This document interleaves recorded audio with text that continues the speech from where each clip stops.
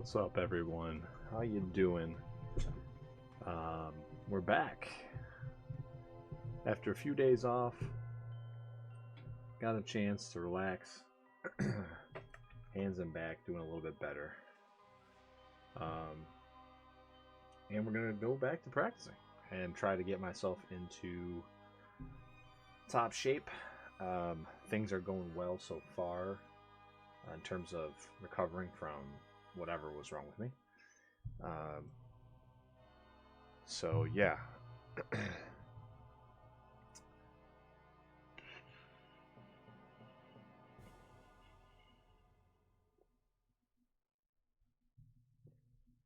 just wanted to double check real quick that I don't have my thing on, my phone thing on. Okay, there we go.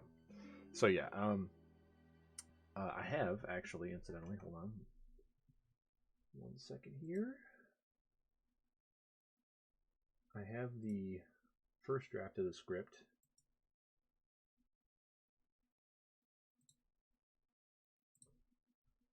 And we're going to read it.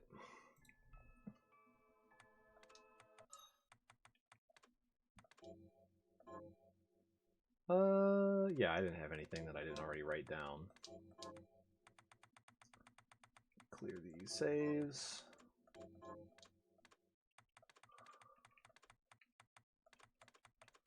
Okay, so we've got a max chaos ready to go here. And just real quick, let me run through what we're going to do. Thankfully for me, I took a few days off. Took a couple midweek days off. Played a game or two in the middle. Took the last couple of days off. Everything nerve wise feels good. Again, it's all about like learning to be untense and kind of like unlearning these bad habits and stuff like that. Like even there, I had my feet crossed with a weird thing, and they were clenched, so I gotta like relax, get back to that. But I think we're gonna do well at adapting a little bit to being a little bit more relaxed as we play, and also one thing I want to do is definitely space out my time more and do a little bit more warming up. So I've been up today. I've done a little bit with my hands. They should be warm. We're not going to go too hard, but we're going to play, and we'll see how we feel after the first game. Again, I don't want to push it too hard, and also there's a couple of things working in our favor for this week as well. So tomorrow is a holiday where I'm at, so I actually and it coincides with my worst commute of the week for work, so I don't have to go to the office that is furthest away from me. So that is a nice gain, although I don't get paid, so it's a trade-off. But yeah, so we'll have some practice tomorrow, barring any kind of illness or stiffness or whatever, and we'll be able to space it out a bit. I'll probably be able to play a little bit in the morning and then a little bit in the evening. A nice little time to take a nice break in the middle. I think another issue is playing 2 seats in a row without like a significant like hour or so break in between is probably not great for especially the left hand. It does a lot more of the pressing of the thumb, and then by extension the tensing of the arm and all that. Next, we are going to get some warm weather hopefully starting tomorrow, and I'm going to start my typical when the weather gets warm, I start doing a little bit more physically active stuff. So I think that's going to help us out a lot as well. Tomorrow we'll be starting to do a little walking and a little bit of that kind of stuff, and that's going to help out as well. So with all that being said, let's go on to the run here. I'm going to read the script first, then we're going to go, and I'm going to try to commentate this just like I would be commentating it live. All right. If I was solo. All right. Here's my script that I've got for first draft. I will probably read through this a few times, revise it as we go, and so on. But this is hopefully, I think this is pretty decent. It's about 2 paragraphs long. Let me see how many sentences is it. 1, 2, 3, 4, 5, 6, 7, 8, 9, 10, 11. Yeah, it's only 12 sentences, and there's a couple short ones in there, so it's about 2 paragraphs worth of information. So there we go. All right.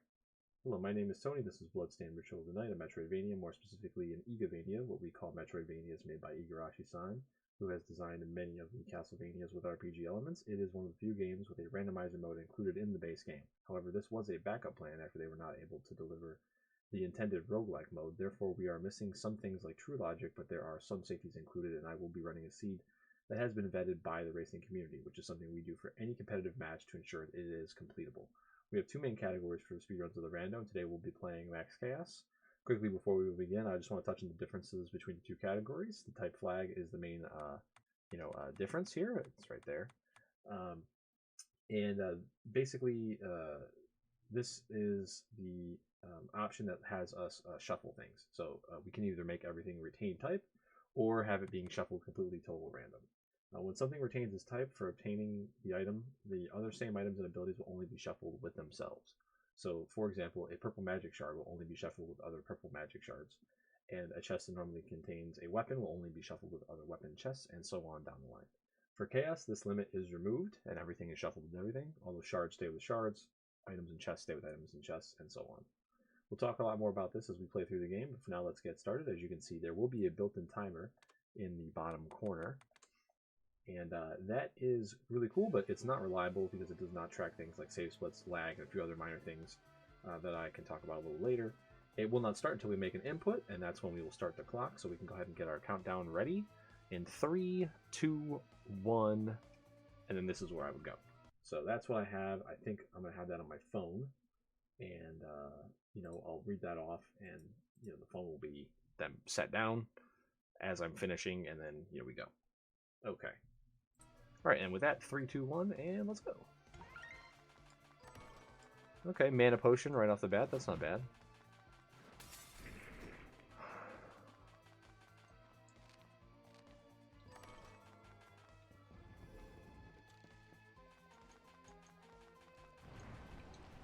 Okay, I think we're gonna go ahead and equip. Just because we need as many kills as possible, so okay,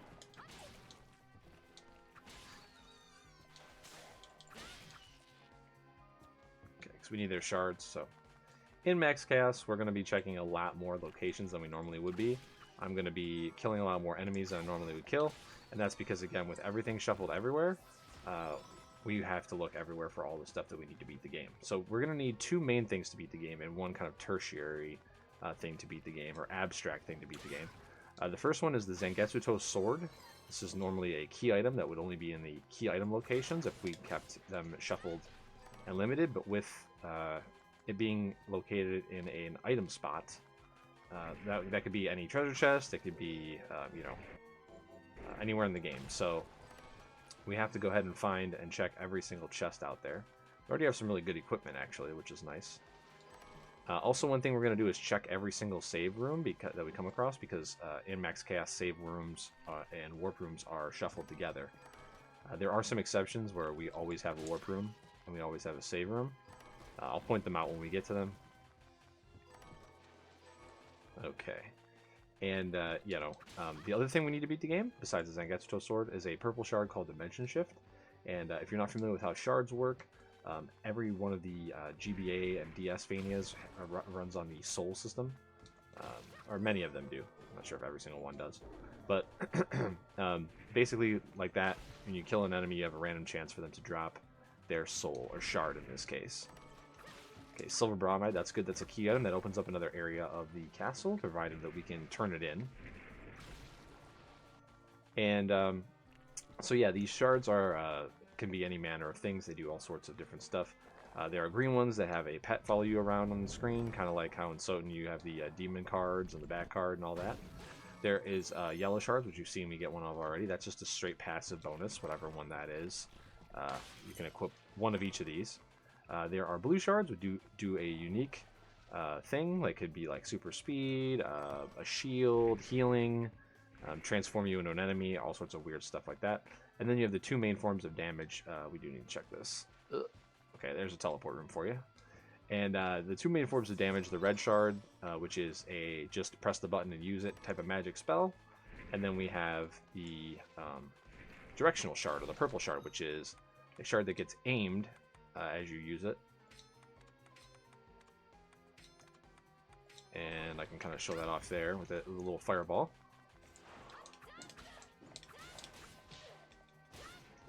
And here's a blue. Okay. That could have been really good. That could have been Accelerator, which is super speed.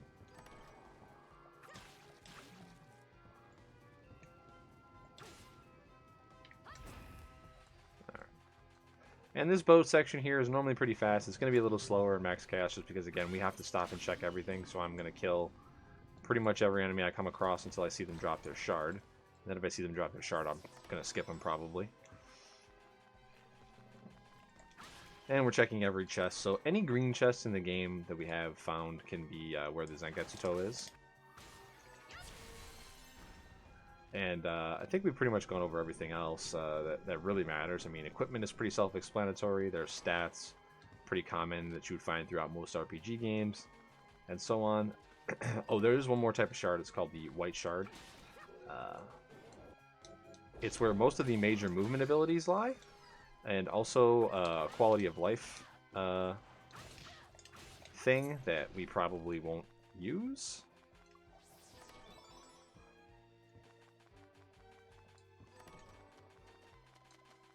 Alright, and we're going to come up here on our first boss, and while we're fighting this first boss, you can go ahead and read off any donations and you know, other stuff like that that we have waiting, because this won't take too long, and there's not really much to talk about here. It's pretty simple.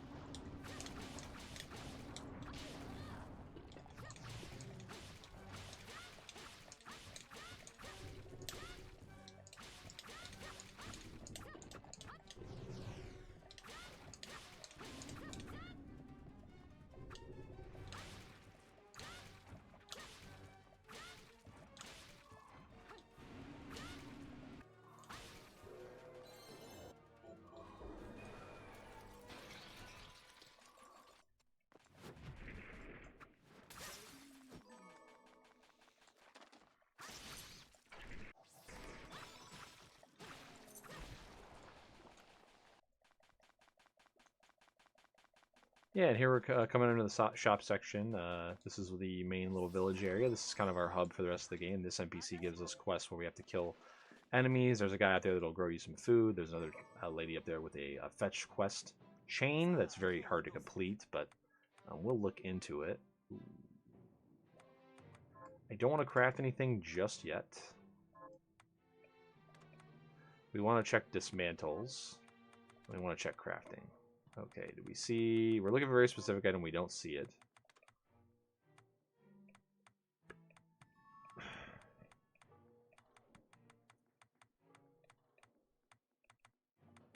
Okay, that was Kung Fu shoes right there. Okay.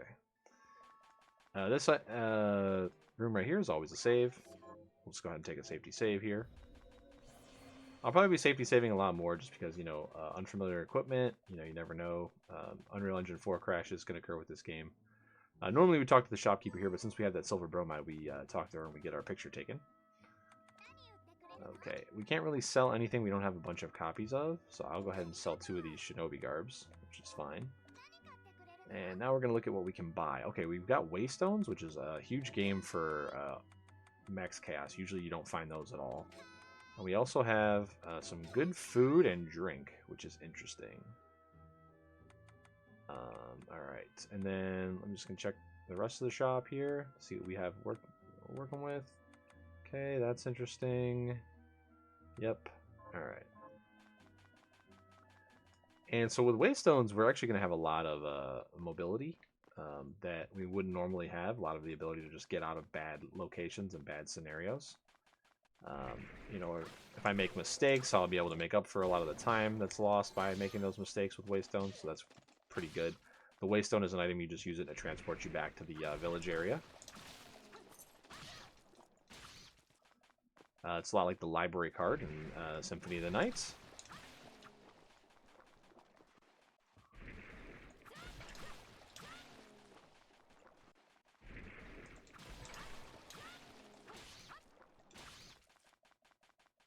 Okay, and we're just doing this quest here to open up the other quests before we take off. Because with Chaos, anything could be anywhere, and we're definitely looking for lots of stuff. Ooh. That EX Ether one might come in handy pretty much if we can't find the tertiary thing that we need, which I mentioned before. So those 2 key items that I mentioned, the Zangetsu and the Dimension Shift Shard, those are all we actually need to beat the game. But the final boss is very unforgiving, and what can happen is if you go there with only that sword, no other way to deal damage. All right, this is a pretty bad mistake for me. Okay, need to jump through this, break that. There's a treasure chest down here that we have to check, even though normally it's a blue chest. Oh, wow. Well, there you go. There's one of our go mode items right away. Very, very nice. Okay. You can see it deals a lot more damage than what we were using. So now we don't have to check, technically we don't have to check chests anymore, but let me go back to that point I was making, where we really need a way to deal good damage to the end boss, because we're going to be going in there pretty highly under leveled, and you know, just being able to stand there and take hits when you're under leveled is, especially if you don't have good armor, is not a great strategy to beat the boss. And also there's lots of more dangerous things that can happen to you if you stay in melee range. So we really want to look for a way to do good damage, a way to do consistent damage, and preferably a way to do safe damage where we can do it from a distance. Yeah, I actually have to kill the bats here because they could drop our purple shard. We're also going to be looking at enemy drops a lot more than we would in STS, because crafting is such a huge thing here. We're going to be opening pretty much every chest that has green on it, which is going to open up recipes, which could also help us create some good equipment to beat the game with. And also we're going to be looking for a specific enemy drop.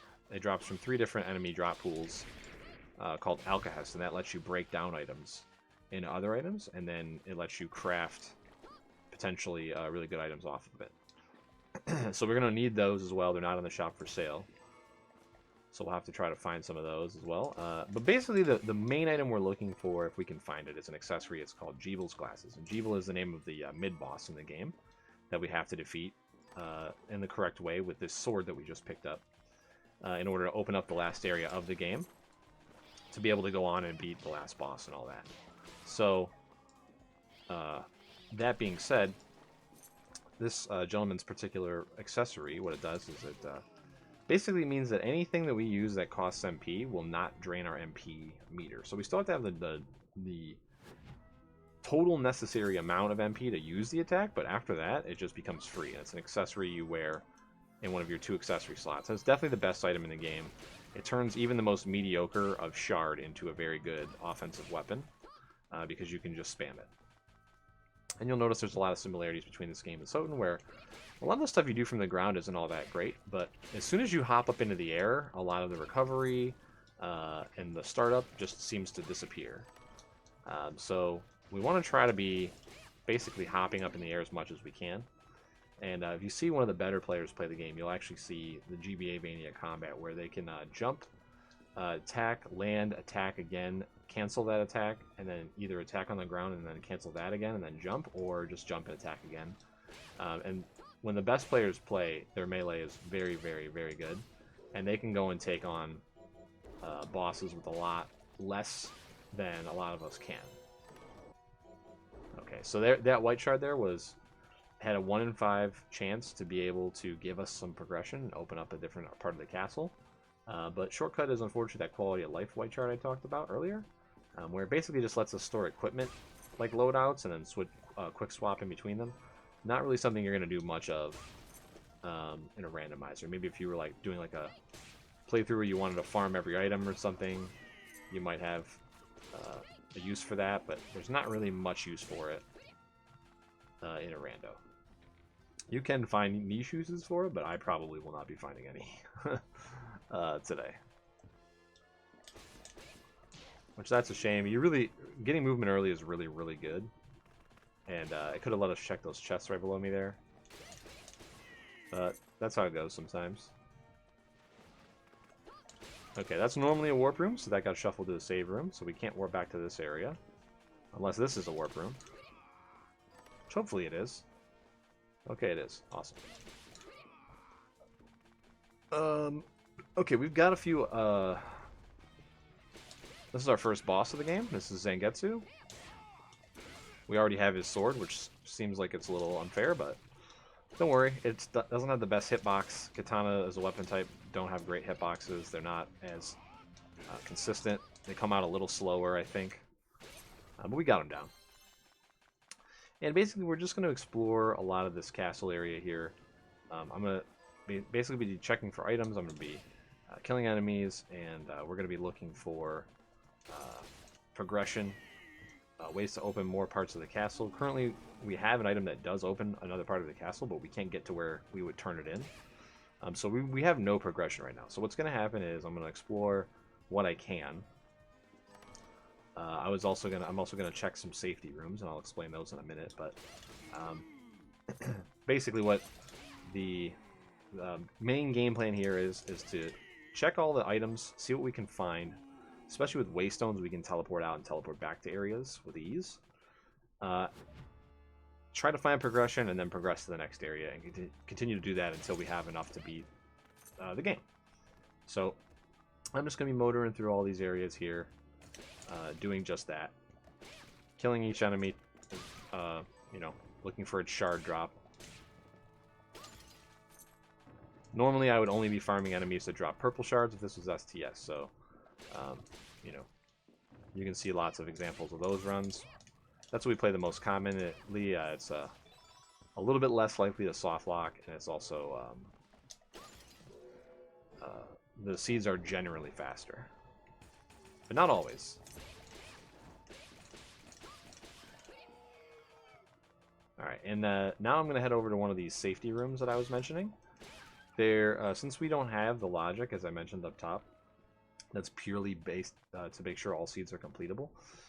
One thing that they were able to do, besides actually write logic, was put in 2 locations in the game that will sometimes have either a movement shard, as in that room, which it did not have, or there will be a safety chest where the Zangetsu toe sword can be in. Both accessible without any further form of movement than the base movement available to you. The only issue with these fixes is that they don't have the best detection method for accurately spawning when you need to have them. There's lots of subtle nuance-based stuff that can happen to you in a game where they should spawn and they don't. So they're not 100%, and we still do soft lock a decent amount of seeds. And that's why we're playing on a vetted seed that somebody played through before, made sure it was good, you know, so that we wouldn't get stuck and have you see me playing something uncompletable. However, since I already have the Zangetsu sword, I don't really need to check the Zangetsu toe safety location. I probably still will, because there is a treasure chest and a normal stat up item there. And since all that stuff is shuffled, especially with this teleporter room being vanilla and not shuffled into a save room, we can just teleport back up here if we need to. So I'm going to go ahead and check the items down there once I'm done with this other stuff. And then we'll teleport back to base, and then we'll look at what items we have, what enemies we've gotten shards from, and we'll kind of make a game plan based on that information.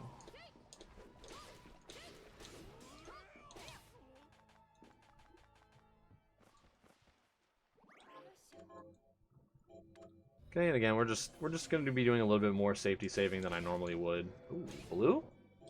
Okay, that's a good blue, but it's not the best blue. There's really one blue we're looking for. There's only 9 blue shards in the game. And the blue we're looking for is Accelerator. It makes you run really, really fast in exchange for, like, you know, an MP or so per second for every second you have it out. That will speed up our run immensely.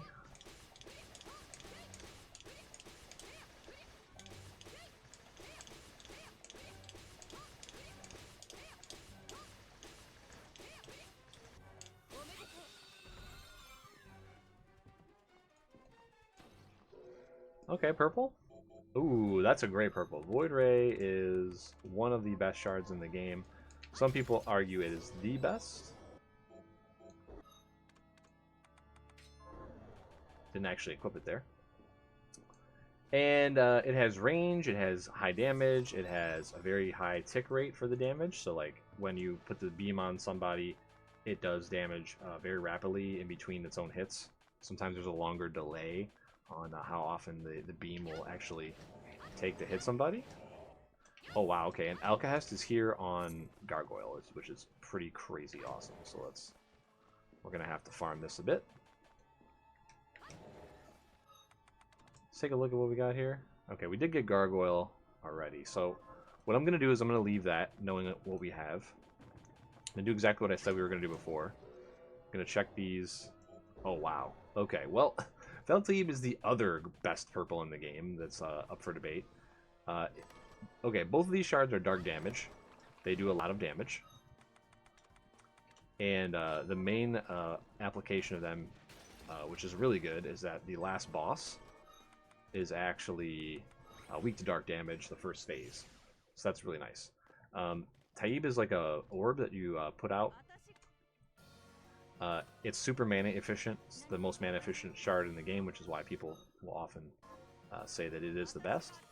It just doesn't have the range that Void Ray does. Void Ray operates in a very similar manner. Okay, Hellhound. Right. Okay. Alright, now we need to see if we can dismantle into a Jeebel's glasses somehow.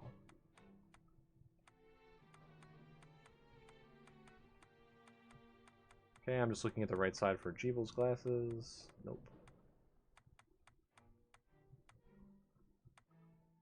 Huh. Alright. So, no good yet. We still don't want to sell anything because we don't know if we might find a recipe to craft this item, or we might find it. It is a normal green treasure chest item.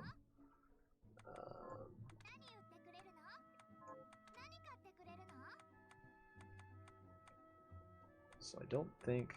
Yeah, we definitely would want those. I don't have the money right now, though. So what we're just going to do is buy some healing. Try to keep ourselves safe.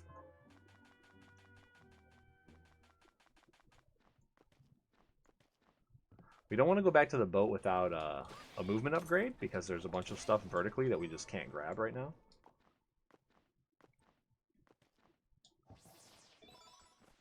Okay, so now, what are we looking at here? We only have Ghost. We actually don't need to go back to the boat, unless we're desperate to find Jeebel's glasses. Alright, so we can do Giant Rat, we can do Bowmort, Freeman, Bat. Okay, so actually I think what we're going to do is actually go back this way. Kind of do what we were doing before. We have a lot more luck stat now, so hopefully we'll get a little bit better of a drop rate on these guys. Okay, so there's a Bowmort here. He's on top, and then there's the rat behind him. Okay, there's the rats. Okay, Standstill's a really good blue. It basically freezes everything. The main issue with that is, unfortunately,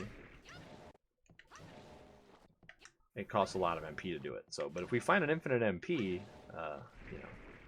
he drops the toad stuff. We don't care about that. Okay, that's a red shard. Alright. So, now we're just going to kind of slowly look for shard drops that could give us progression. And I think we're going to go back this way. We're going to check the chest that I had to skip.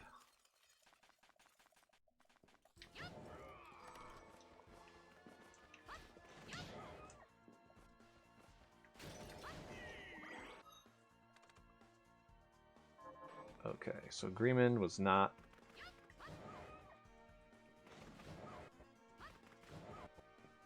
This is why Void Ray is really good, because you can just use it at the doorway and you can respawn. So I'll warn everybody here, in a lot of these farming sections, I'll let you know when we're about to start one. We will be doing a lot of that screen transitioning stuff, so if you have any kind of photosensitivity, I'll let you know. I also have it myself, but I'm just kind of used to it. So...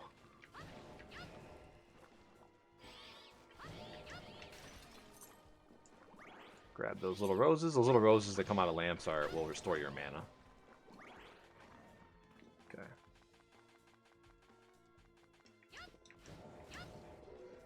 Nice. Don't have to farm this guy. Love it. Okay.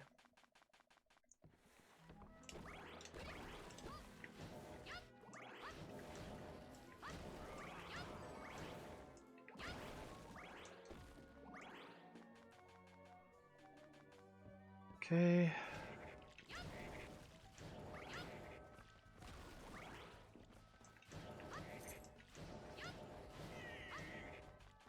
I figure I'd kill another round of toads. Toad is a really low drop percent. It's like a percent lower than most enemies, so unfortunately there's not much we can do about that. I can't do Plume Parma right here though. So we need Plume Parma, the weed, bat, or dog. Okay, and all the stuff up there. Sure. Oops. Yeah, so here's another photosensitive moment we might have. Okay, it's not progression. We are looking for a couple different purple shards here, or a white shard. So any white shard that drops that's not the one that we found earlier, that will give us progression.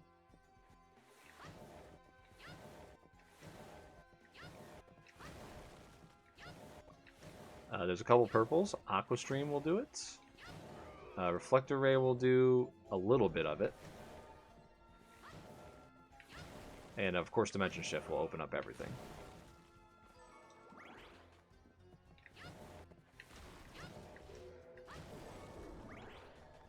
Oh, we got it. Okay. We definitely want to do Toad last, so we're gonna go do the rest of this stuff.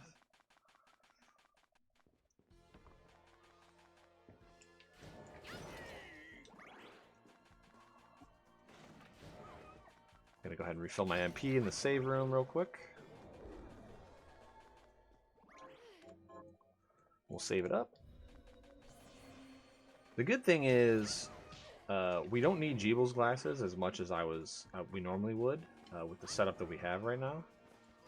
And that's because Faltaib actually is so mana efficient that it doesn't really hurt us to not have infinite mana. It's just going to be a little bit riskier to fight the bosses that we have to fight. That's all.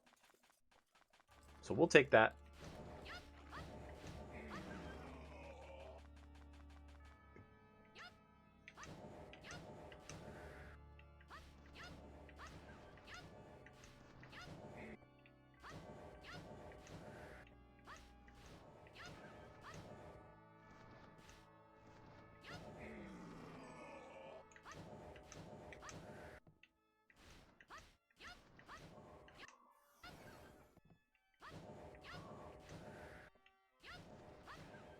Okay. And MP is a consideration here, so what we kind of have to do is kind of fight our way over to the save room. We'll replenish in there, and then we'll come back.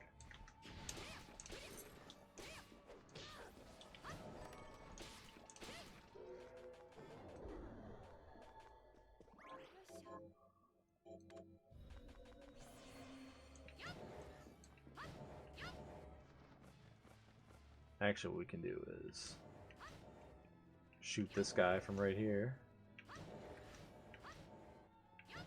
You see in the top left corner there, the Bloodbringer sword. Oh, look at that. Very nice. That is progression. Okay. So we still have to go back this way to progress with this shard. High jump is basically like gravity boots in Soten, if you're familiar with that.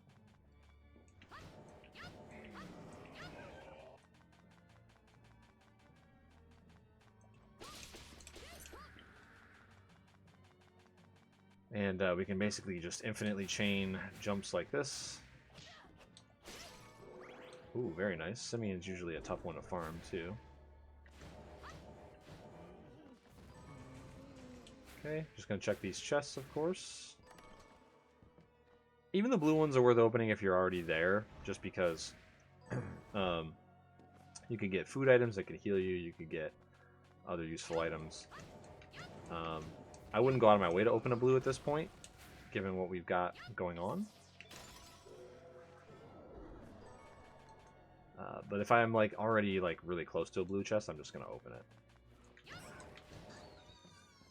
I might get decent crafting materials out of it.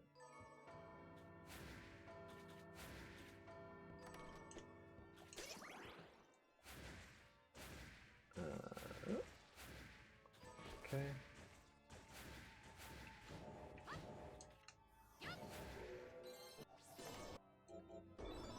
Okay, Detective's Eye is cool. That actually lets us see like walls that are breakable. I kind of know where they all are, so I'm not going to equip it, but it's a really cool shard to help you explore if you're new to the game. Usually doesn't drop till pretty late in the game, but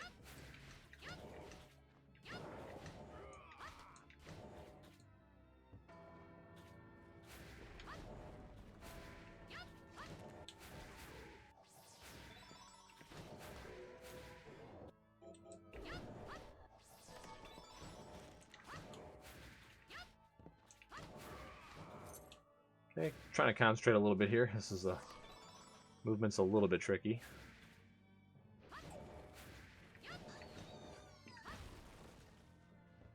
Okay, this kind of opens up a shortcut to the area we were at before, in case we need to teleport back up here.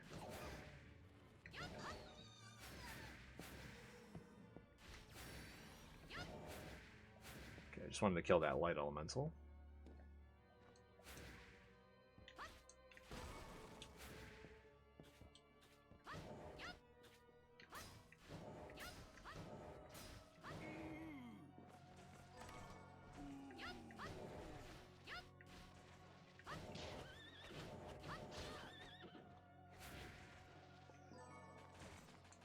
Alright, we hadn't beaten that horse for his shard yet. Okay, now there is a boss fight to the right here, but since we have movement, we can actually just skip it. And it drops a shard, and there's one chest after it, but it takes a long time to do, so that's something we want to come back to later. Alright, there's our first green. Bloodbringer is going to be a sword who follows us around and hurts enemies for us. Not the best of the companions, but an okay one. Yeah, so like that one, I didn't know what color that check was, so I jumped up there, and yeah, I just checked it to see what color it's going to be. And since I was already up there, I grabbed it. Alright, so now the hall is an area where we have our mid-game sub-boss guy that we have to beat. I'm just going to be going around checking all these locations for stuff. So while I'm doing that, you guys can go ahead and catch up on donations, read a few things off. We got a few minutes here before anything interesting is going to happen. It's going to be me doing more of the same, defeating enemies, checking, checking for where stuff is at.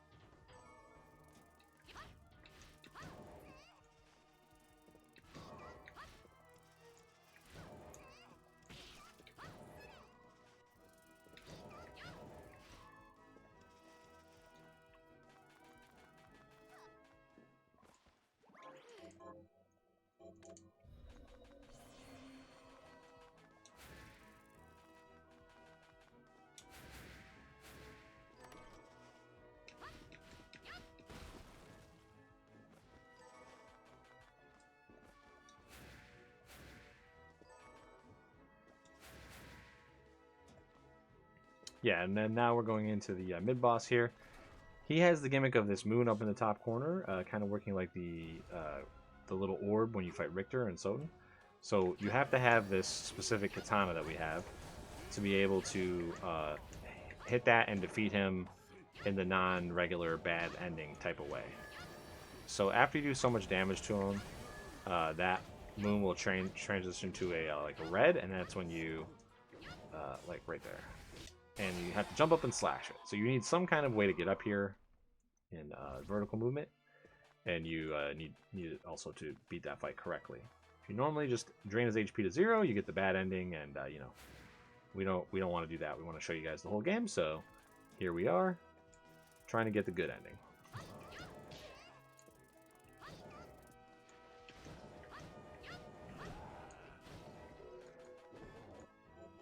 Oh, that is not the correct DS we need. We need Dimension Shift, not Directed Shield.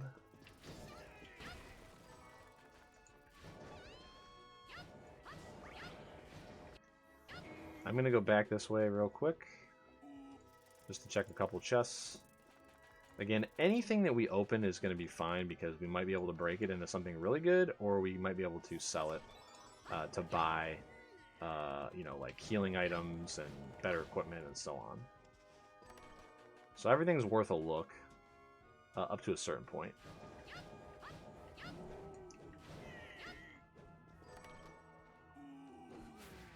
Alright.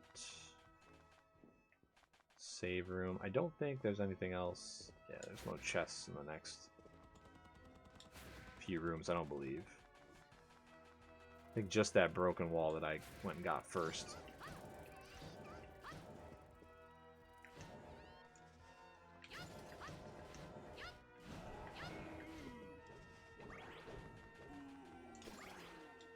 Okay, now we're going to do a little bit of a switcheroo here. We did find the best sword you can find in a chest. I'm just going to take a look real quick. See if I have anything better. Not really.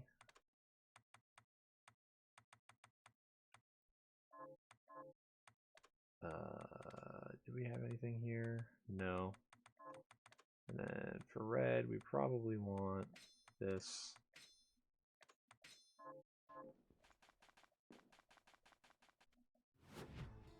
Okay. So this next boss is kind of strong against dark. So we're gonna try to melee him as much as possible. But we'll use the dark damage as just free damage when we're too far away.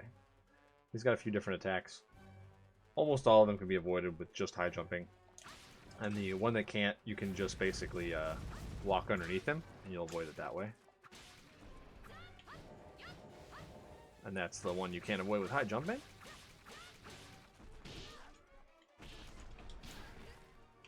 If I was better, I would have avoided that. I tried to do my high jump there, but it didn't work out.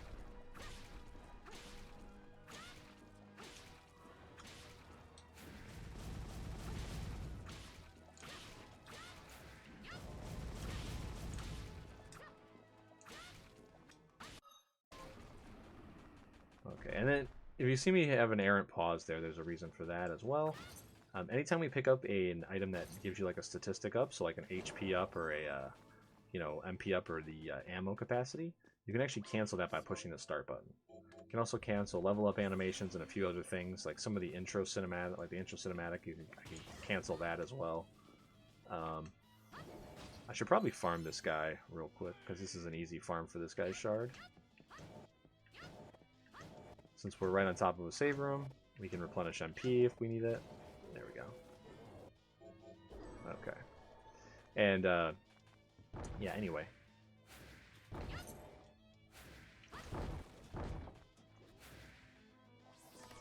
So I'm still checking chests, and again, I don't want to. I want to skip them, but I think we still would benefit greatly from having Jeebles classes, so basically what we're doing is just looking for anything that might lead us towards crafting that.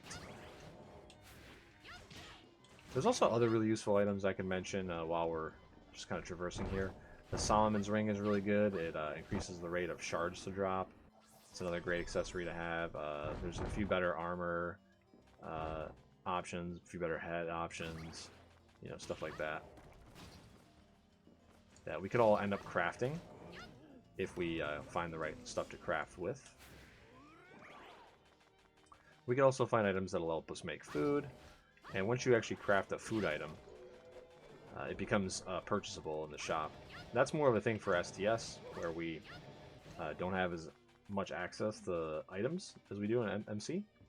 We're skipping a lot of stuff, but what does kind of make it unique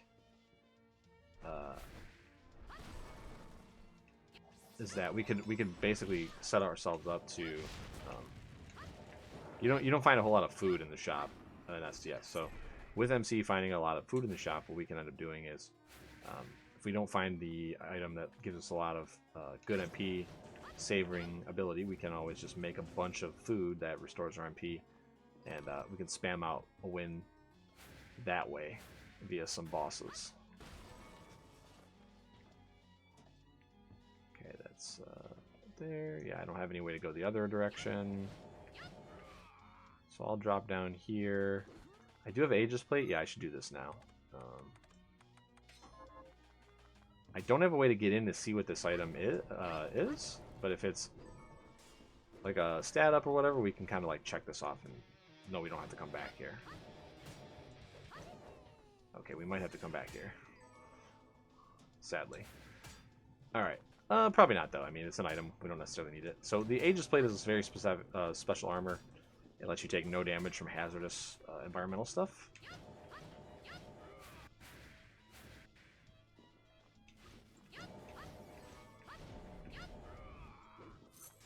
It has low defense and other stats, though. But if there's like some spikes or something else giving you trouble, this guy will let you get right past it. It's soft required, actually, to get to a very specific area of the castle. Basically, you need it and a specific blue shard, which is normally in the regular game required. You have to get it to progress the game.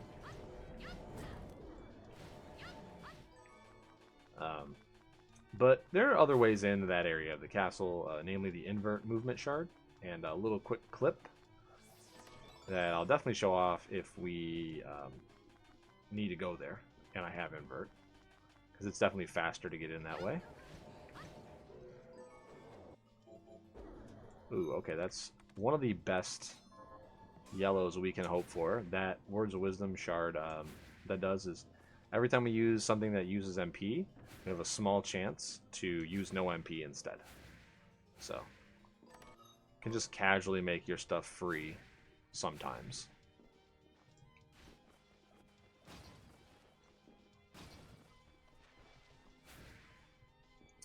Well, I haven't really talked about movement at all, which is kind of interesting. So, if you're familiar with Symphony of the Night, you're probably wondering why is he doing this weird backwards thing all the time and sliding all over the place? Well, turns out walking forward is really slow, and it's the slowest option you have of all the normal movement options. Pretty standard for a Metroidvania, to be honest. Maybe not so standard for other archetypes of games. So what I'm doing is I'm using the backdash. You can see it does that. There's a little bit of a delay there. And I'm canceling it by crouching. And then that lets me chain them together. That's the fastest way you can move without any help from any kind of item. Sliding is also faster than walking. It's a little less faster than backdash canceling. And, you know, so that's why I use it so much. But there's items that can make the backdash faster. There's items that can make the slide faster. And then, you know, there's other movement shards, like double jump, that maybe sometimes will get you some faster movement in a different way by dive kicking. We combine all those things together, and we move in whatever the fastest way we have available is. So here's another boss fight. While I'm fighting this boss, though, since there's not much to this, I'm going to explain our friend OD up in the library there. So what he does is he does two things. He's going to let me turn in that picture that I took earlier to get a multi-pass, which is going to open up the train area for us to explore. And then the other thing he does, he lets you borrow books from the library, and those books make you smarter. They can make you stronger. They can make... Ooh, oh, nope. Hoping for accelerator there, but no luck. All right. And the one I grabbed makes all directional shards more strong. So that means any purple shard, it does more damage now. And what else he does is he lets you borrow one book when you first meet him. Then if you travel to 2 different areas of the castle by either teleport or just normal door transition, he'll let you have a second book. And then once you open the higher end, harder areas of the castle, he'll let you borrow a third book. Okay, so the decima one was the plunderers ring. Okay, so that's the ring with high luck, and we're thinking about that because we might want to get that. So I need to save summon 8-bit ghost, but I can sell shards otherwise. You can also enhance your shards with different things you find along the way. The problem is we want to dismantle something into glasses.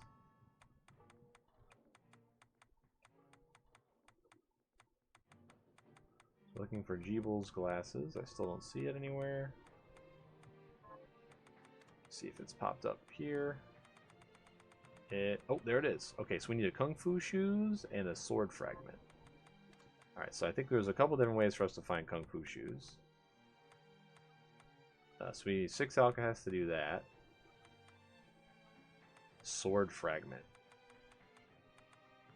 Oh, there's a fairy dust. That's for making summon Heckhound. So that's 9. I don't know about that. I don't know if that's worth it. Oh, 22. Okay, no, definitely not doing that. There's a sword fragment, so that's 6. So we're looking at 12 right now is what we need. Yeah. Oh, there's another fairy dust. That's another 12. Yeah, I don't think we're going to be crafting Heckhound. It is good. But it's definitely not that good considering we already have really good shards. So we can sell a lot of this stuff actually.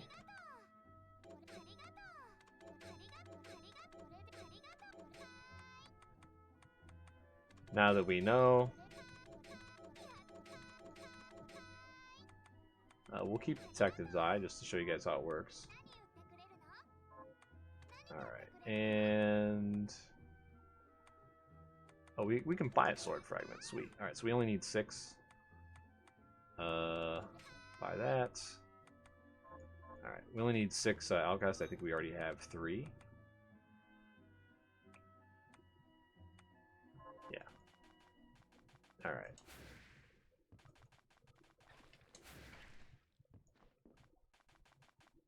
And the reason now I'm cool with selling my shards is because I was able to see what shards are craftable and DS is not in there. Even if DS was in there, we wouldn't want to be crafting it. Oh, there we go. Alright, we're in go mode. So, yep. This is actually an absolute jet of a MC. This is so fast, we might have to keep this one unlocked for the marathon. For sure.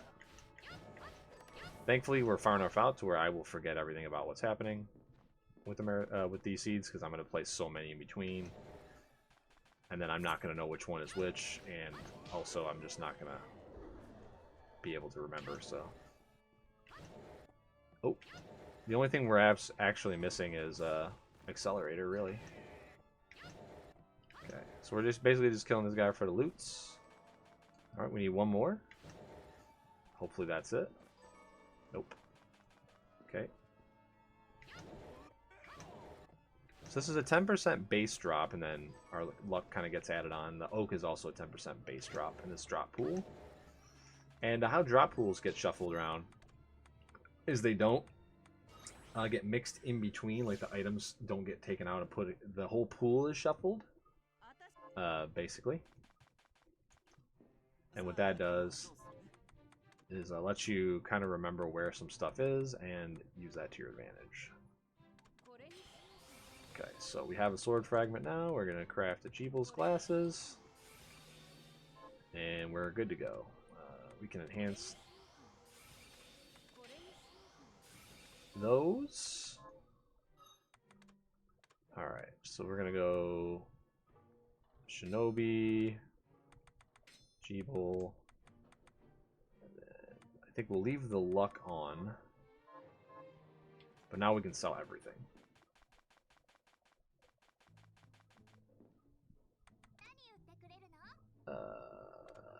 Yeah, we'll keep that just in case.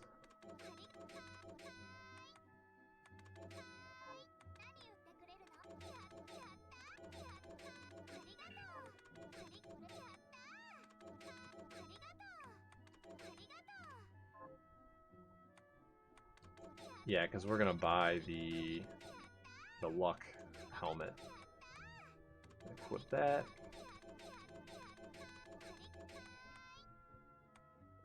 Okay.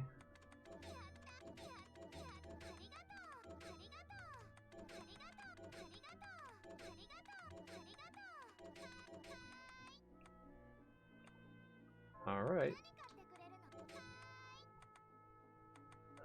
Then we're just gonna buy one of every food, because food gives you a stat boost.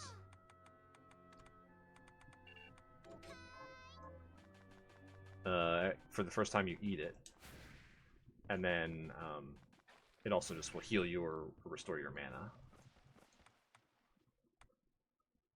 Let me go grab my other book. Oh, I didn't buy the luck helmet. That's fine. We don't need it. We don't need anything else. We're good here.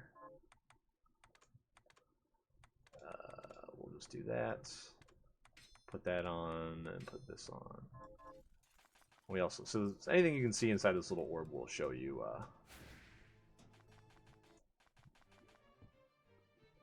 to do the cutscene and get our multi-pass, and then I'll borrow this Sage's Tome that gives us more intelligence. That's the stat we want for dealing more damage.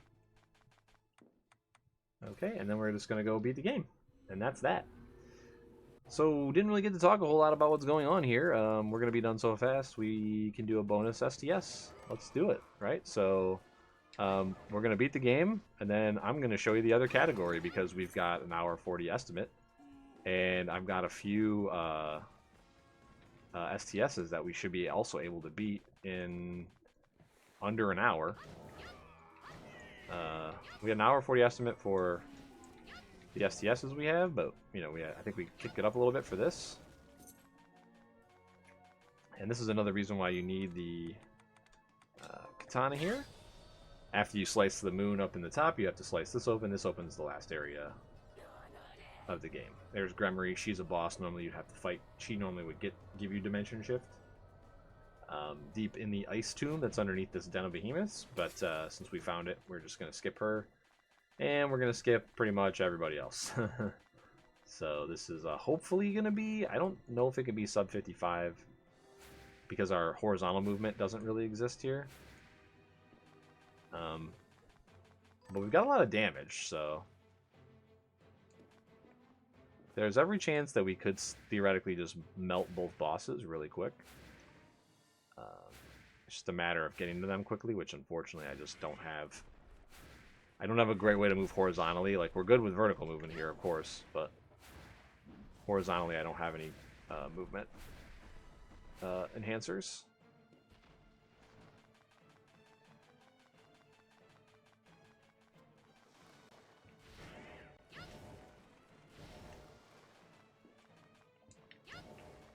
So yeah, you're not going to get to see about a little over half of the castle here, just because of the way things lined up with the max random, but this is how it goes.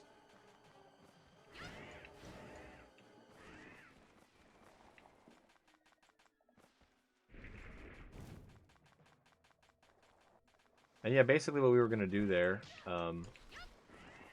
before we found that dimension shift shard, is just start going to areas and just killing every enemy and, you know, waiting for their shards to drop and see if it's dimension shift or not. Especially once we have found the stuff to make. I'll grab this. Once we found the stuff to make Jeeble's glasses as well, like that kind of makes combat trivial. So, you know, when you can just infinitely throw out all your damage stuff, and even the not great stuff becomes pretty good, right? So.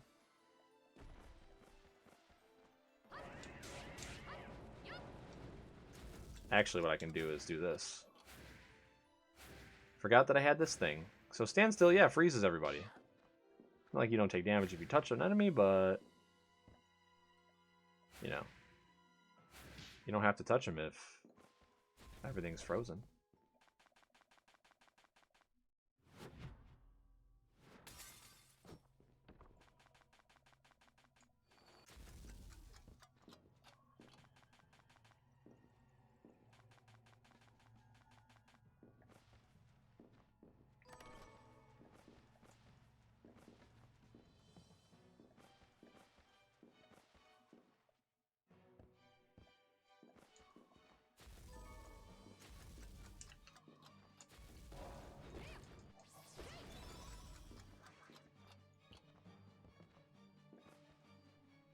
Okay, this is a save room. I'm going to save here just in case. There's no save room in front of the boss, which is totally possible. Could absolutely be a warp room. You do have to be careful with this shard a little bit, just because it can soft lock you if you hit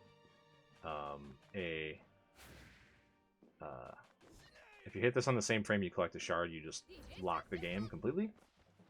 It's a bug that they just haven't been able to fix. It exists. We just deal with it. Okay, there's no enemies in here, so we'll just... This is the room you need dimension shift to get through. Obviously, there's solid walls. You can't really get through them without teleporting through them, and that's the only item in the game that lets you do that. Do a little validation wall check. It's our last check of the game. And okay, we do have a save point here. Okay, so I'm going to take this off because it's going to distract me. We'll just do Void Ray, and then, yeah, we're good everywhere else. Do I have anything better to wear? No, I don't. Alright. And then we'll do... just boost our stats for funsies.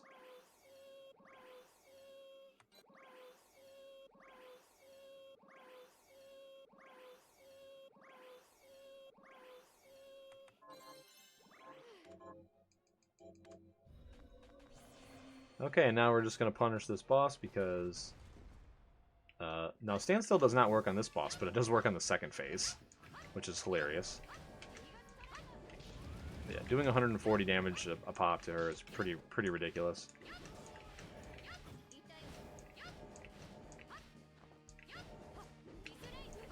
She does all sorts of crazy attacks. She summons pets, super laser beams.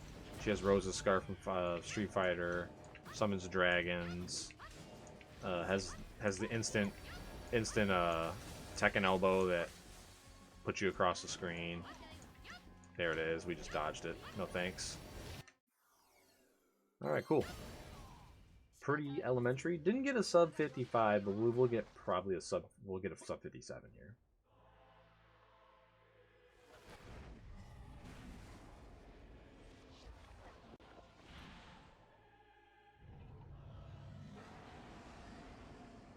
So good run. Could have been a little faster with a little bit better luck, but you know we can't complain about that. So Dominique's now going to spawn on one of the heads of the enemies.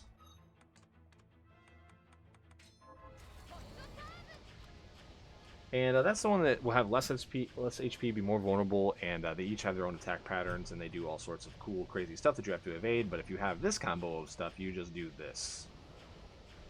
You freeze the boss, and you do a ton of damage. There you go, folks. That's it. Time.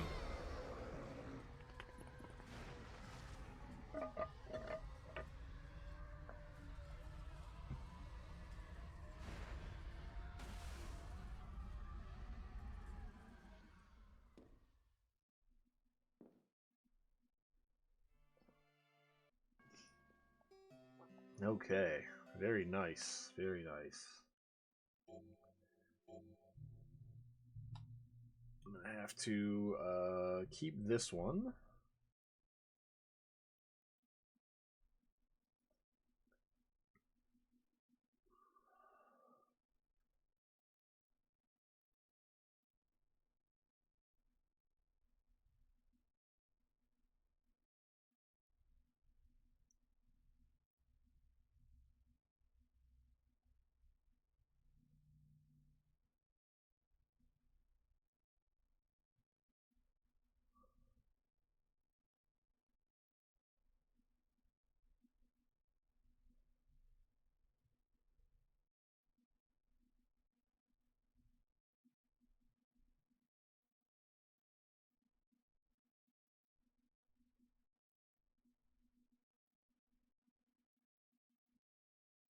And my team didn't make it in the Champions League in Italy. Oh well.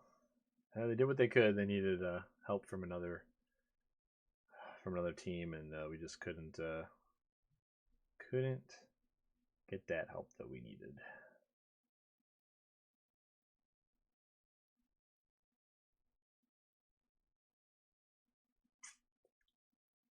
Missed out by 1 point.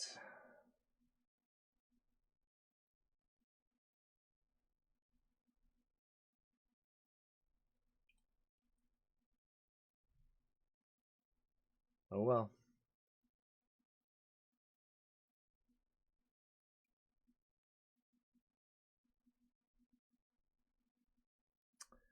Stuff happens. All right. I'm going to take a break just to make sure the hands stay loose. And we will. I'm going to take down this number, though. And then we'll do an STS right after this.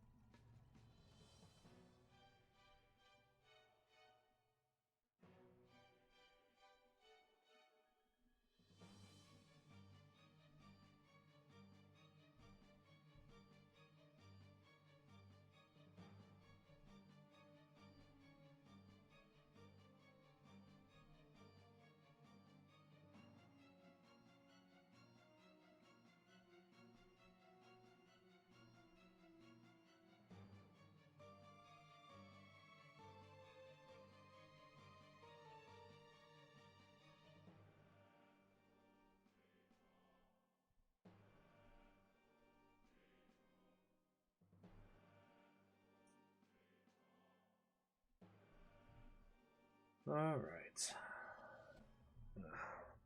Take a break.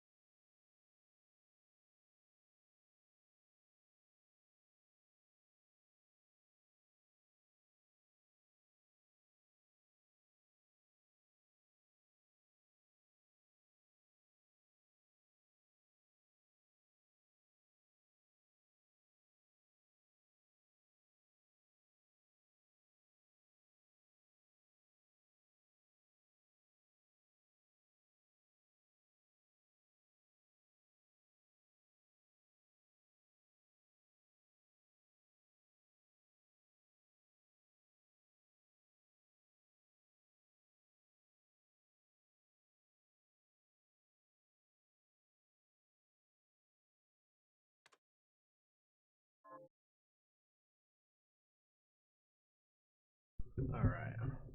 Just double checking settings. It looks like an STS to me. All right.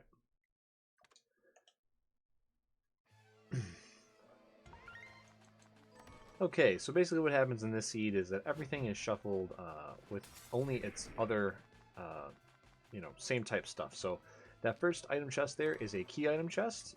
So all those will be shuffled amongst themselves. And then, all the weapons will be shuffled with the weapons, so on and so forth. So we're going to skip a lot of chests in this. We're going to skip a lot of enemies in this because we only really need a couple things to beat the game. We just need a key item called the Zangetsuto, which is a katana. It's what our friend Zangetsu uses. And what that does is it's going to let us beat the mid-boss in the correct way and then open the last area. And then we also need the Dimension Shift Purple Shard. And what you'll see is you'll see enemies sometimes when you defeat them, they'll have a percentage chance to drop a shard, which is a special magical ability. We'll talk more about that in a minute after I put some of this equipment on.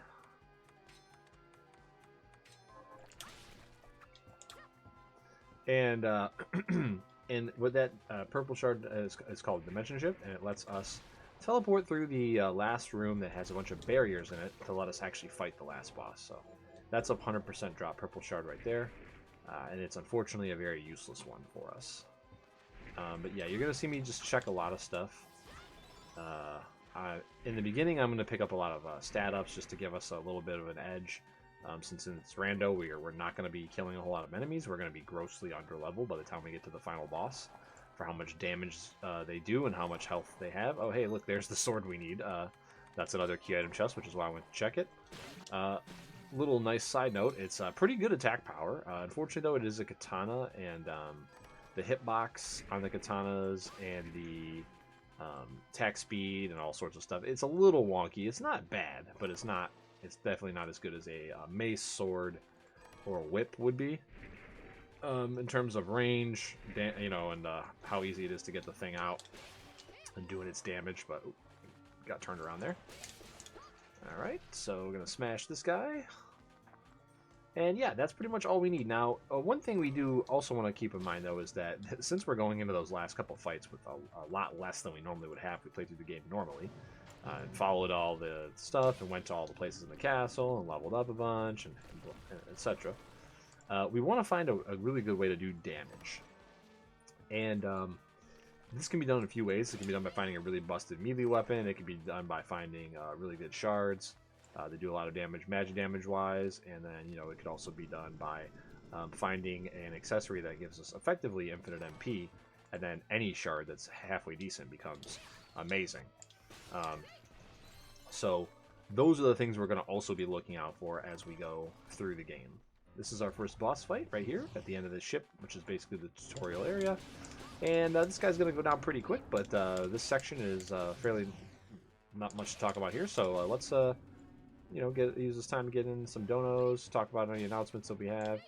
And I'm going to be skipping through some cutscenes here, and we're going to be going to the town and,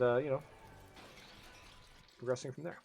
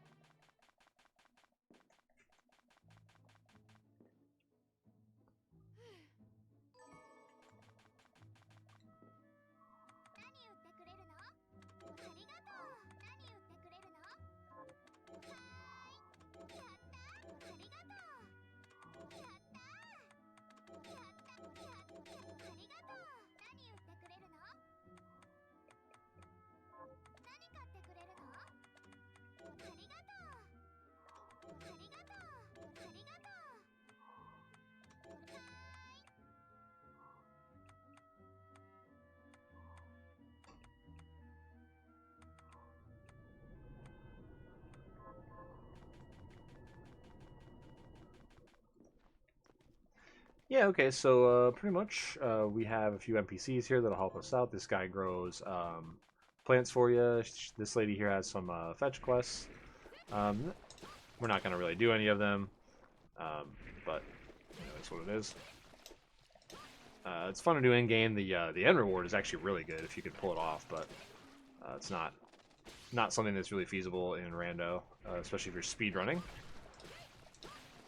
And we're just doing this opening kill quest here. The lady in the middle gives us a kill quest, and oh, that's one of the best reds in the game. The only thing about I'll talk about shards in just a moment here. This is just to open up the rest of the quests because she has various rewards. These are also same type shuffled as well, so we can find one later that will have an accessory, and that could be the magic accessory we're looking for. But yeah, so if you're not familiar with the shard system or soul system, however you want to call it, I'm gonna grab this now. Basically, there's 6 different colors of shards. They all do different things. So greens are the pet shards, so it just summons a companion that runs around with you and does damage. Maybe buffs you, maybe you can jump off of them. Different type of stuff. The yellows are pure passive, just a passive bonus. The blue ones are they alter the game drastically in some way. One makes you the Flash, you run super fast. One stops time. Another one puts like a really impenetrable shield in front of you. One heals. One creates a shadow clone of you, and so on. There's only 9 of them. They alter the game in a decent amount. There's a big giant hand that can move objects. That is a progression shard. That's a blue one. And then you have purple and red. They are very similar. Red, just you use a button, you cast a spell, bam, does damage. Usually very high MP cost. And then purple, the ones we're looking for, they are directional shards. So you have to actually aim you can aim the right stick and aim them in 360 degrees. You can just use them without holding the right stick, and then you'll get like just a straight line shot of whatever it is. But you definitely can take advantage of, the quote-unquote directional nature. Then you have white shards, and white shards are the game's movement shards, quote-unquote. There is one shard in there that doesn't give you movement, unfortunately. It's like a quality of life thing where you switch out your equipment, which is really not that useful, especially when you're not collecting all the equipment in the game, which we will not be doing. But it's there. So the other ones are double jump, high jump, deep sinker, and invert, and they all kind of are self-explanatory. Invert will invert the castle, so Miriam will be on the ceiling, but everything else, gravity-wise, will stay the same. And so on. Double jump is exactly what it says, allows you to dive kick just like Soten. High jump is like the gravity boots in Soten. You can chain them together. Deep sinker does exactly what it says. It lets you sink in water because normally vampires, I guess, they don't sink, they float or something. So that will let you sink underwater, and all of these will open up new areas of the castle basically to explore. So that's what we're really looking for is white shards. We're gonna basically just do a little bit of farming here. I like to do one little set of these toad guys. They drop a purple, but they have a very low drop percentage, so I usually just go ahead and give up after one shot, because this is not a great room to come in and farm either. It just, it's long to enter and exit and get through. There's better places. And since we're guaranteed a white shard in the next section, I like to see what that is first before I commit to potentially farming something that's going to take for a long time. And everybody who plays eventually settles into like a style of play that they like. Some people will farm all of these guys in the beginning that drop purples until they get their drops, and some people will leave them and then come back. And I am typically a player who leaves and comes back because I believe that you should try to find other items first, and then shorten your farming times later, because if you ask anybody who's played this rando, we've all hit a time where we've killed the same guy, I wish I was exaggerating, over 90 times, and not gotten the shard drop. So if you can get luck if you can get more damage, if you can get a shard that can kill the enemy from the corner of the screen so that you can reset the room really quick. I think all that eventually will lower your times overall, so that's the way I play. Now, typically I'm racing against other runners, and that also leads me to gamble on like nothing super important in the beginning and so on. But today we're just showing you the game. I'm not racing against anybody, so I can definitely be a little bit more deliberate and play a more safe style, which, you know, I might. But I think that with what we have, since we already have a really good melee weapon, that coming back, and we have waystones as well. Coming back is fine. I think skipping and grabbing the white shard that we want over here, seeing if we have a safety invert, seeing if we have a safety is wise. And yeah, while I'm on my way over there, I'll just talk about that as well a little bit. The game, without its actual true logic, has 2 safety rooms, one for the sword, one for a movement shard. And these don't always correctly spawn, and we still end up getting soft lock sometimes. But they're pretty good at working, especially in this format, in STS, where like there's a pretty easy progression line to be mapped out. And you know, so I think it's worth checking those. Okay, so invert is the shard that would be the safety to the left here. Since we already have it, even if it does spawn, it's not going to do anything for us, so we're just going to keep going. Okay, so this opens up a lot of the castle. Invert's like the last movement ability you get, and it opens up a lot of stuff. Pretty much every area of the castle is now open to us. It even allows you to swim, so...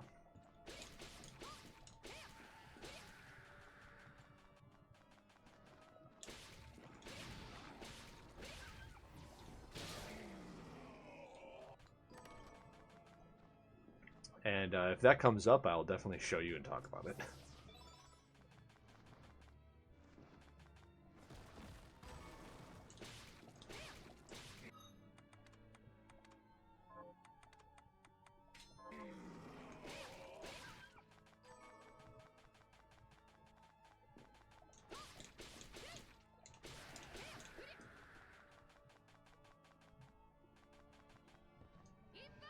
And we're going to see invert at work.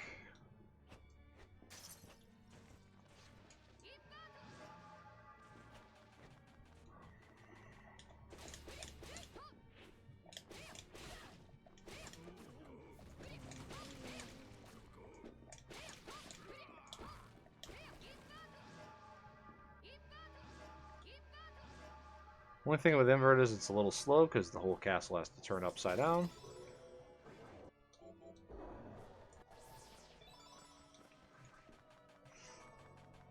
And yeah, I guess now that we're up here, we can talk about movement a little bit more. You'll see me backdashing there. Basically very similar to Soten. I hit the backdash button and then I cancel it. In Soten you use the shield. And in this game you just use the down on the D-pad to crouch. And you can dash out of a crouch, and then that lets us chain those together. There are some items that make that a little bit faster, depending on you know, what movement you're using. There's something that makes the sliding faster, something that makes the backdashing faster. Both sliding and backdashing are faster than just walking forward. So that's why you see us doing it all over the place. And there's a few other things like weapons that can move you forward very fast. But all those things cost MP, so we don't usually go for those until we have like a way to get a lot of MP. Which we'll hopefully find. We'll check all the accessory chests looking for the Jeebles glasses, which basically give us infinite MP. But if we don't find them, you know, we have to deal without having infinite MP. So this boss is usually has more stuff to do, but when we play on uncapped frame rate, basically if you hit him and like you make actions happen, you can do actions so fast that he like can't start his script and he just turns around back and forth like that, which is kind of fun. Play on cap 60 FPS, you'll see him have a different pattern of attack, and he does things. It's fun. Okay, so we've got some decent armor here. Valkyrie Tiara and Valkyrie dress are the best you can find in a chest. They give you a ton of defense, and they also give you luck, which is great for finding shards. But I don't think it's time to stop and farm yet. I think we still can explore the castle quite a bit. And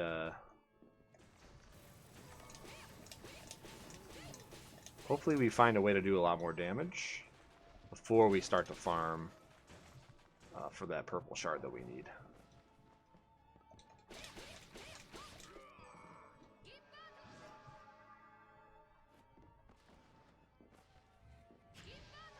Key item chest right here. Okay. This game has a few junk key items. That's one of them. That just opens a vibe room, basically.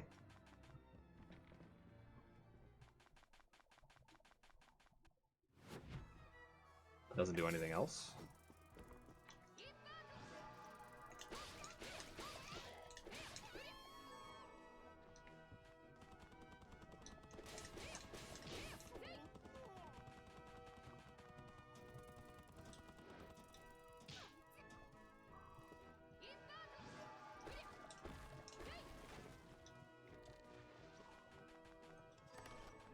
Ooh, okay.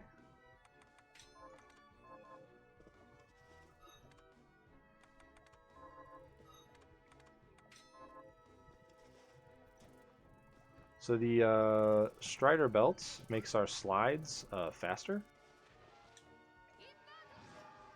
And it's now actually, with it equipped, it's now a faster form of movement than the backdash canceling.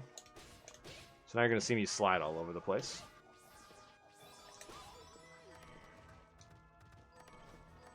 Okay, Galleon map is a junk key item as well.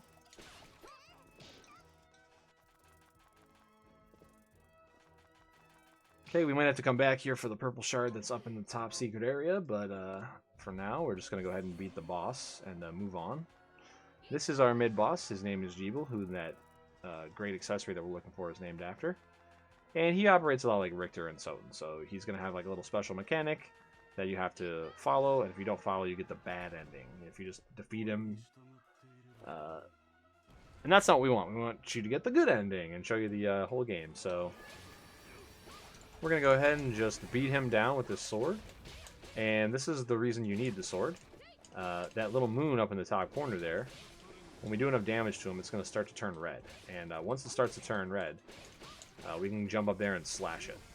And if we slash it, we destroy the evil boss that's manipulating this guy who's supposed to be our friend. It's very similar to Soten.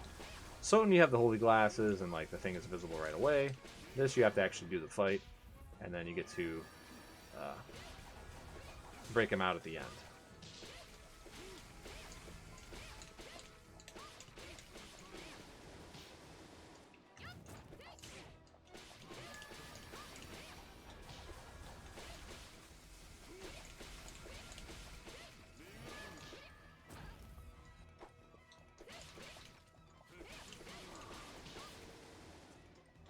There it is. He gets to a certain amount of HP, and then it turns. That's when you want to stop damaging him, and you want to go ahead and slice that up right there. All right, and then we can do this.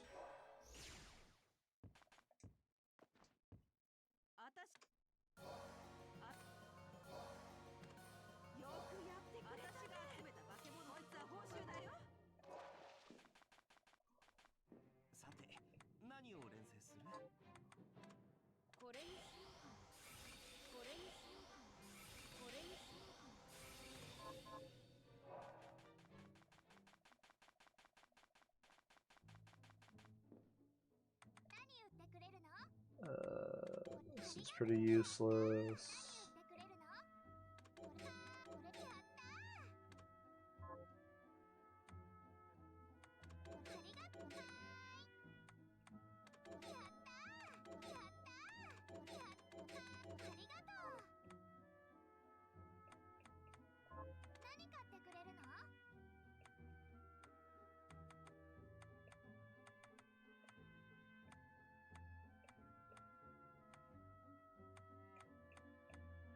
There's just nothing to buy in this seed, unfortunately.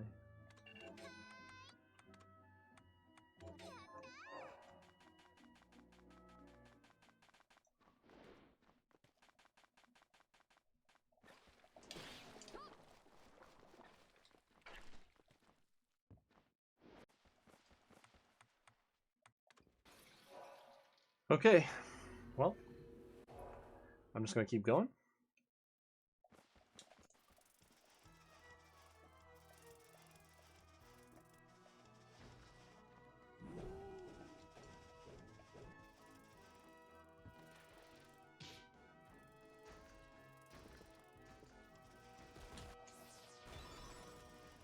I was hoping that would be a health up, but that's okay.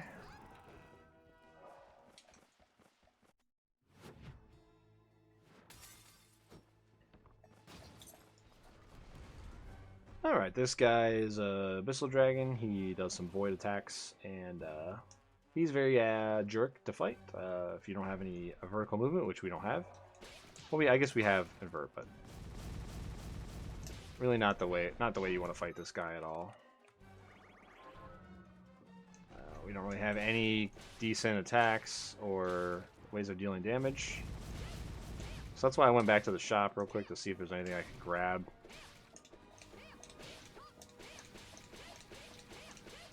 That would have helped us out, but there really wasn't.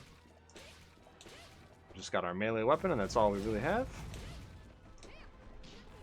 Yeah, the hitbox of that tail swipe is just way too high vertically. It's actually way bigger. It's a fighting game hitbox. It's like a whole half sprite taller than like it actually is graphically on the screen. So I hate it. It's probably the attack I hate the most in the entire game. Because it's virtually impossible to dodge without double jump. Yeah, see right there I got super lucky and I got far enough back.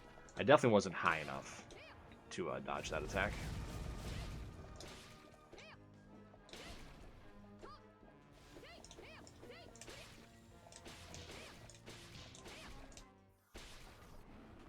Alright. There'll be a save room right here, so we'll be fine.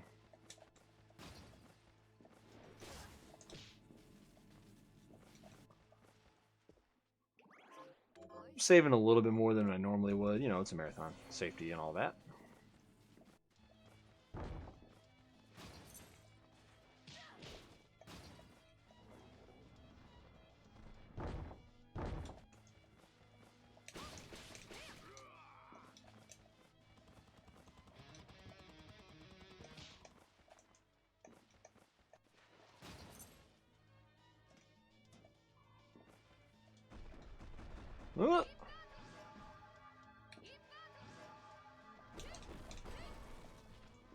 Dang, those are not the glasses I was looking for.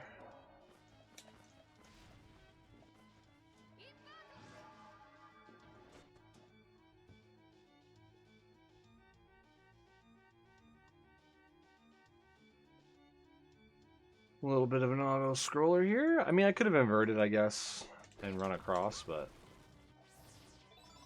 with the invert revert, it's kind of like pretty close.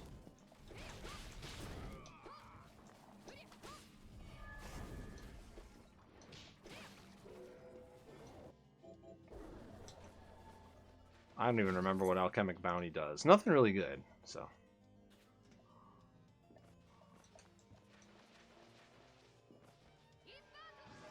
This is a helmet. Yeah, I shouldn't have opened it.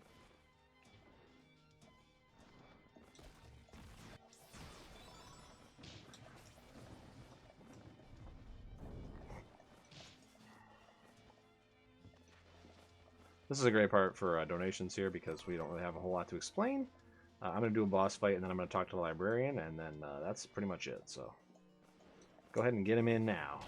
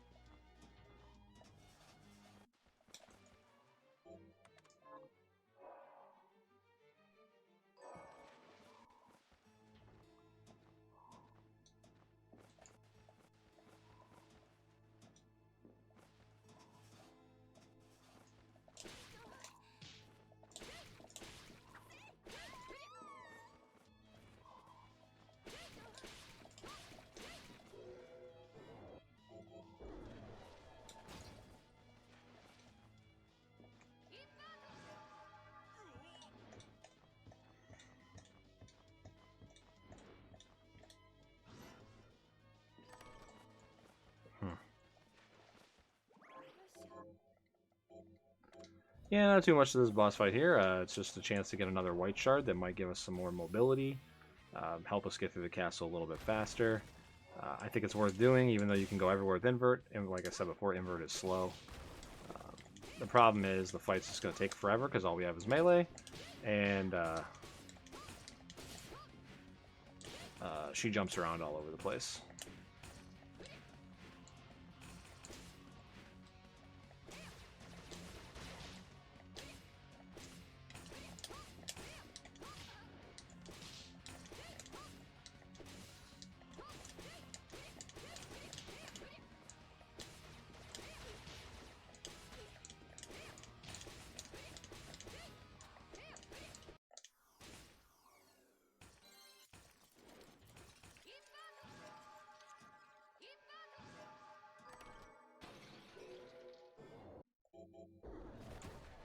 Okay, double jump's great, especially with these Strider boots.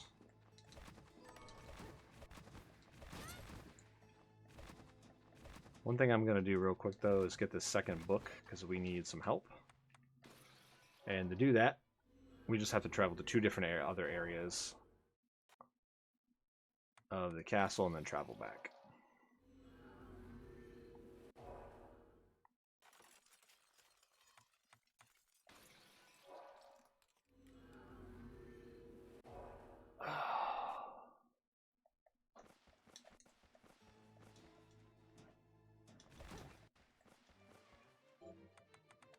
Okay, we're going to get the Fortune Tome. Hopefully that'll help us with our shard drop rates. And we're going to go to the next area.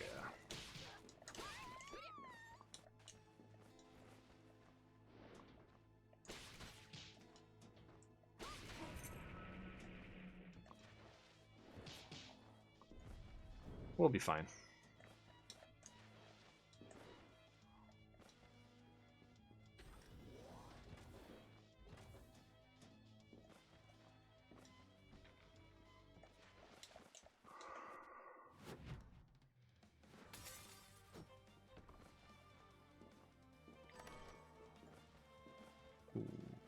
Actually, we might want to eat the mac and cheese right now, but because that gives us MP. Nah, we'll hold it. I just don't have any good food to eat. So I'll hold off.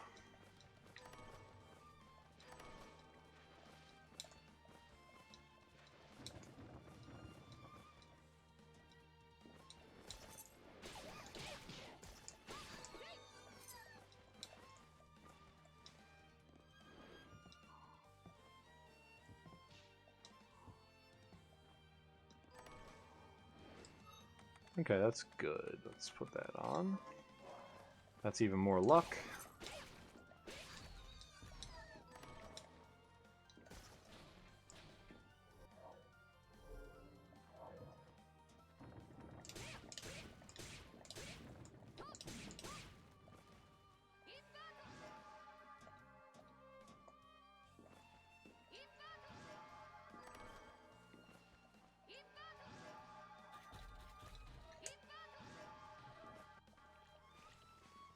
Oh, okay.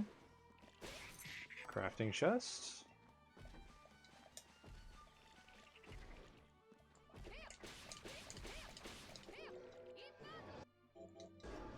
Man, we're getting unlucky with the blues.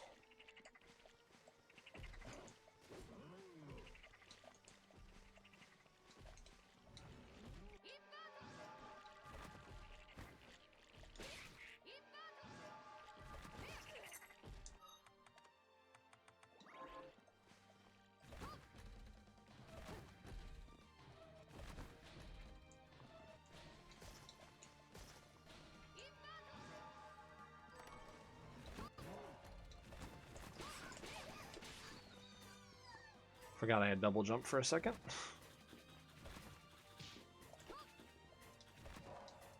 Okay, game, please. Thank you. Okay, fried fish is nice to see.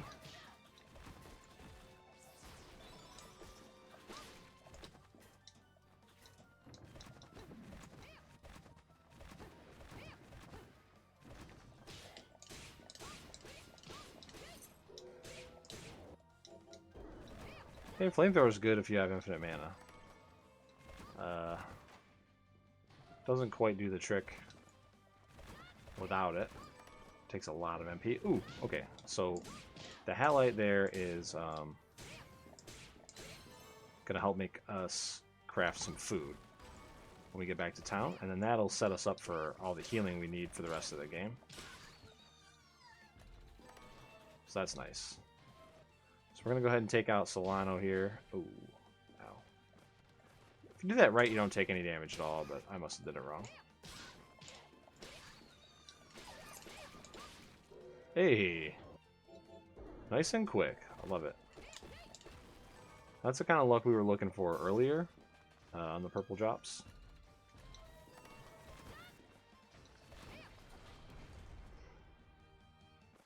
Alright.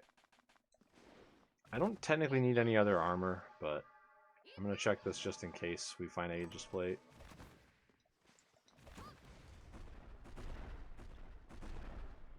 It is useful in certain sections, especially underwater.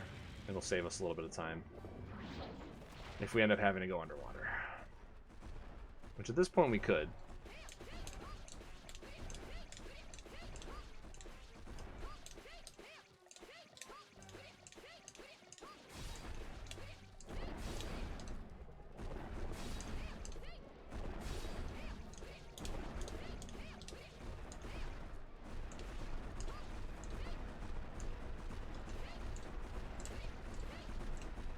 Oh, I have the Strider belt. I'm good.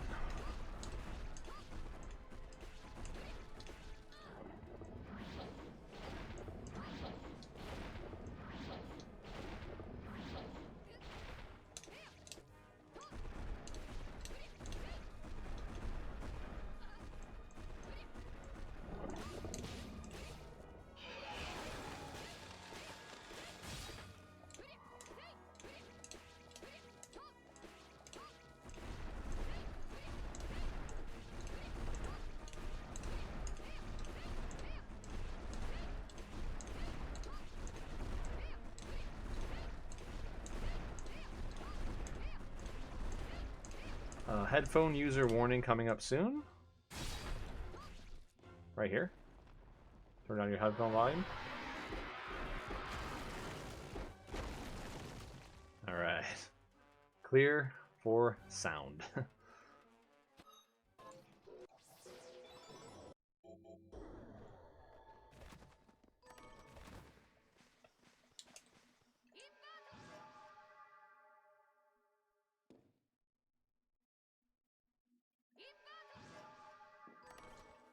Okay.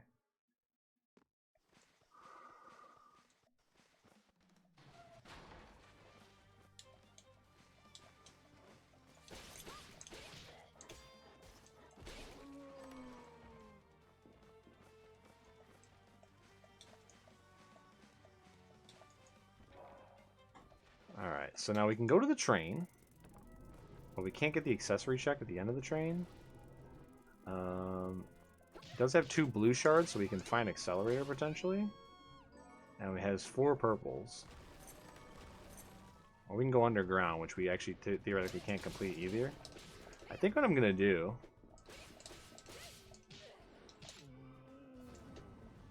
is I'm going to grab this accessory check real quick. Yep. And then I'm going to go down. Because I can teleport back here in a minute.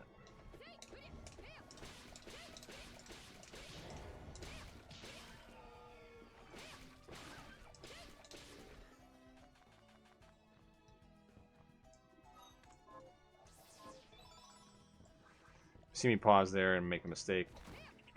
It's because when you pick up a stat up, you can pause to skip the animation. And sometimes you do it too early. So... Right, so now this is kind of like where I'm flirting with, okay, do I really want to be down here or not? And I think it's fine because we're still going to get some more accessory checks out of this.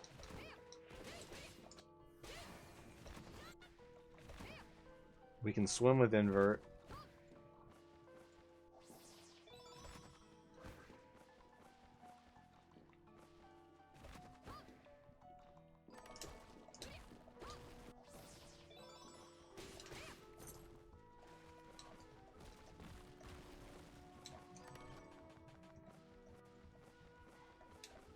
And then I can come back down the other direction to get the other accessory checks on the other side.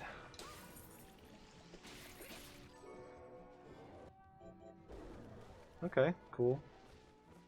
What's up, Toad? Okay. So this is a long accessory check here that we almost always skip, but again, since I don't have any good purples, I kind of want to get the glasses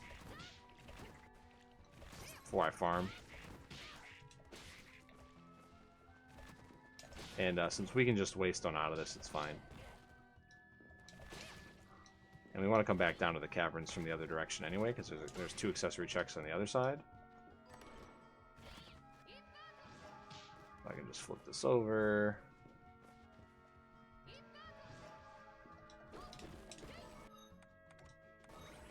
Okay, so we're out of here.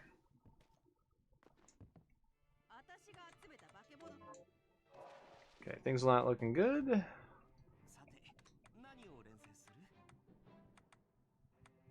Alright.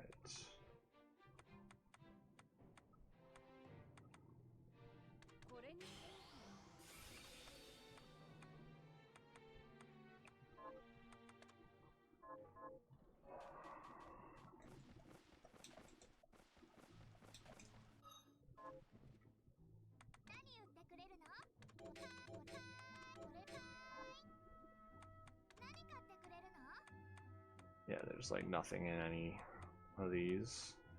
Yeah.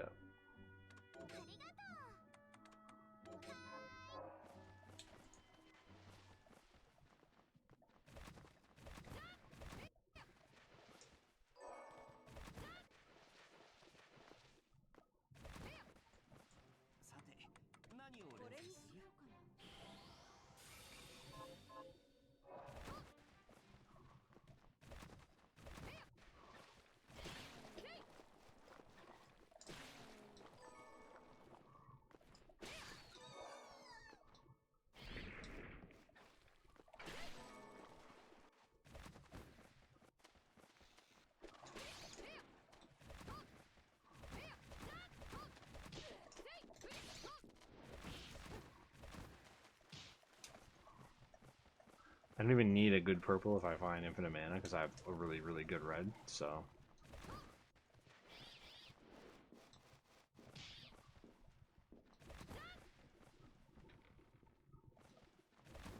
We don't have to fight Albert because already got invert plus double jump, which is pretty good.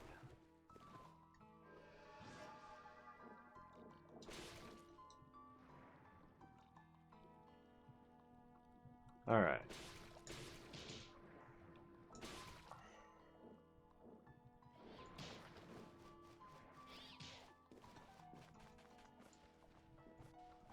Just gonna stay inverted till now.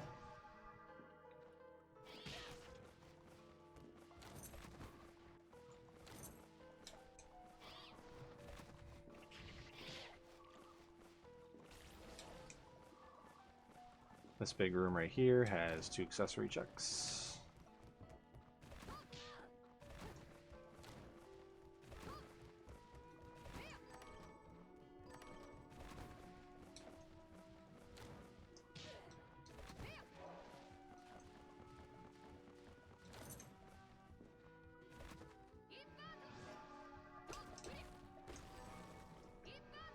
Well, that's not good.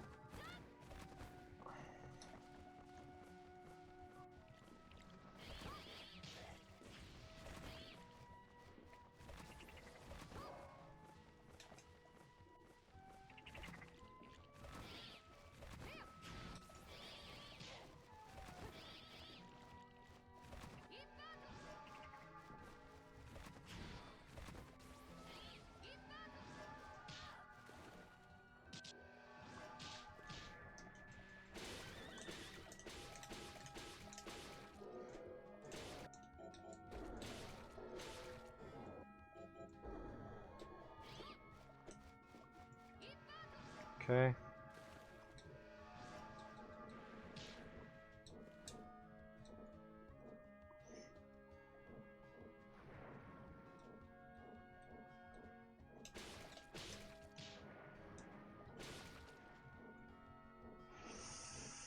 Not good. This is not good. I've made bad decisions. Probably gonna find that some of those purples I skipped are gonna have what I need, and this has all been for naught.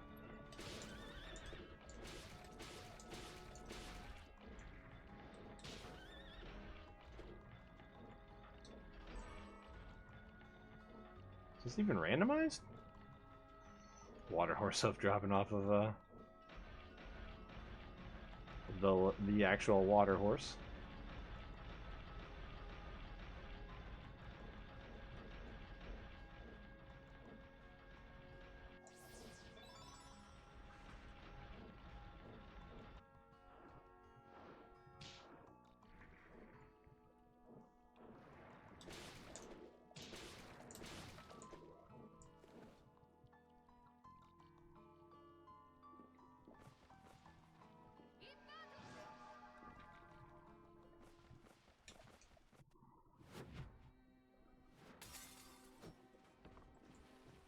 Okay. Yeah, 3 hitting is pretty bad here. I don't think there's anything else I can do though. Yep.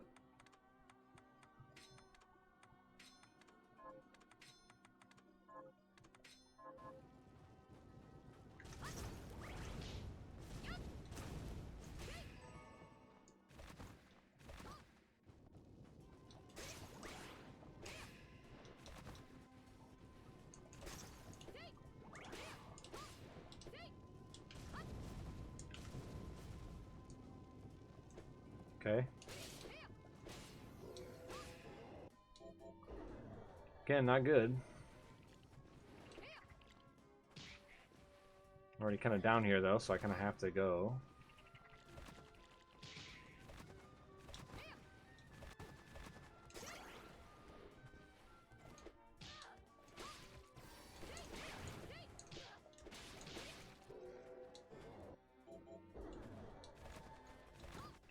No, that's not where we want to go at all.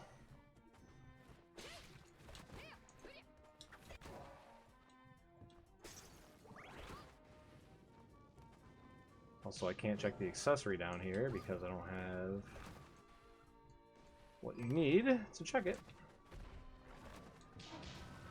Awesome. I think now we eat the mac and cheese.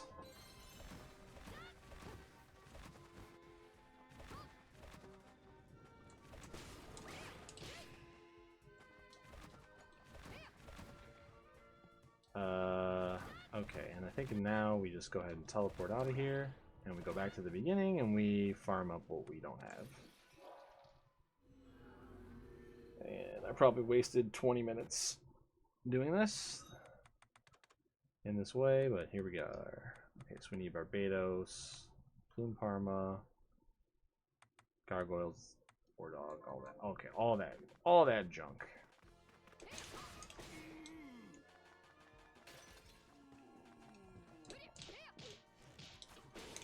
Hey, there's Barbados.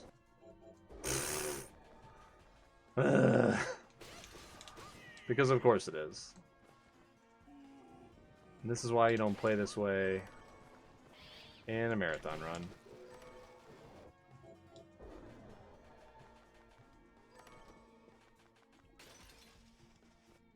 This is why you just farm out everything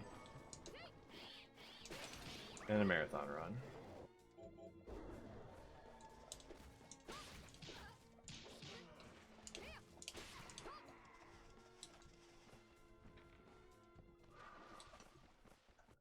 Thing is now we have go mode, but I have no way to do any damage to the final bosses at all.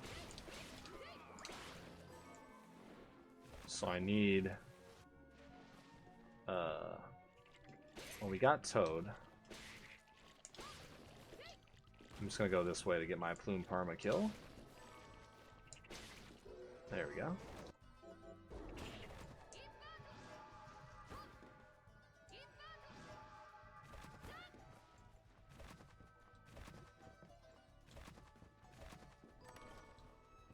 figured that would be Aegis Plate for sure. Okay. Green room.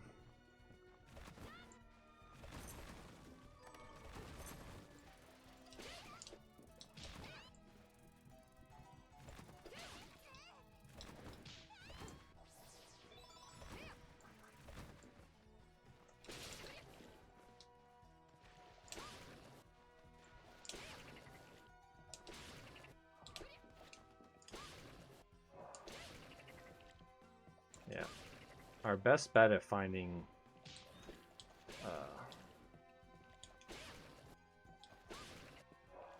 something is right here still. There we go. I mean, I have flamethrower, so I could in theory go for the Jeebo glasses as well, which I might do. That might be faster than doing this. Let's go to Cabria. Oh, actually, Ordog. Let's do Ordog.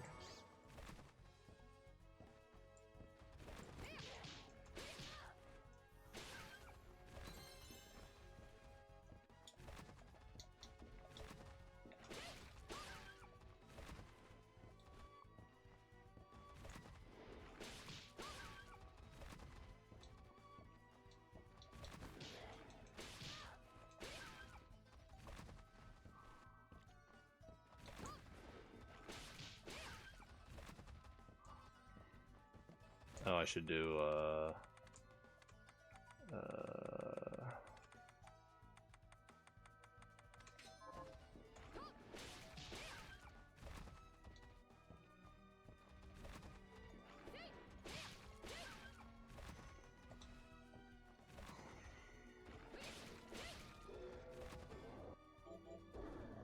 oh, that's something.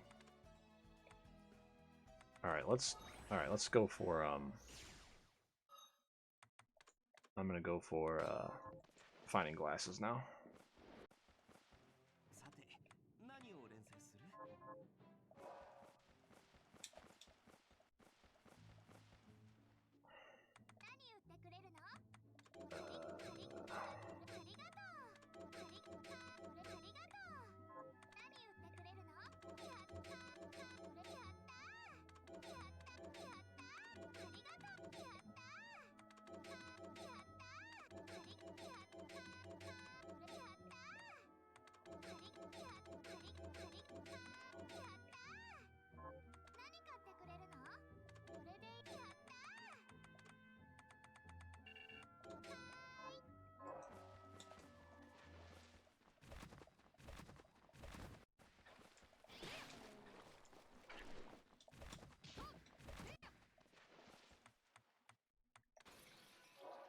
Okay. Gonna go for glasses.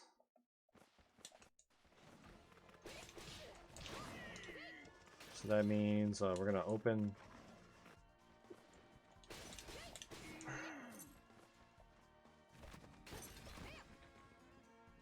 Now I have Aegis Plate as well. I can fight this boss guy.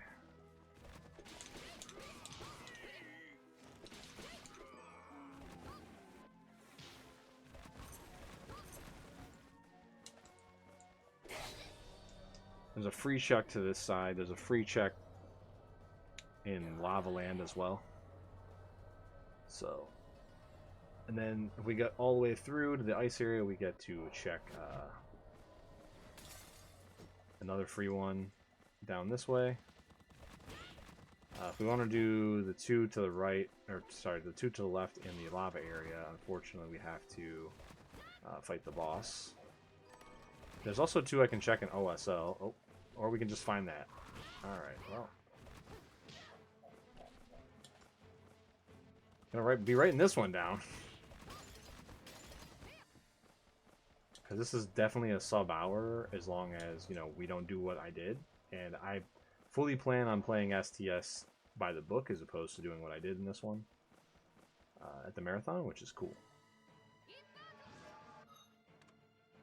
So I'm just going to go ahead and put this on now. Chisel Barrage is the way. Oh, we also have Vashio, which is nuts good. I just wanted to see what that was. It's inconsequential, but it was a key. It's a key item chest, so.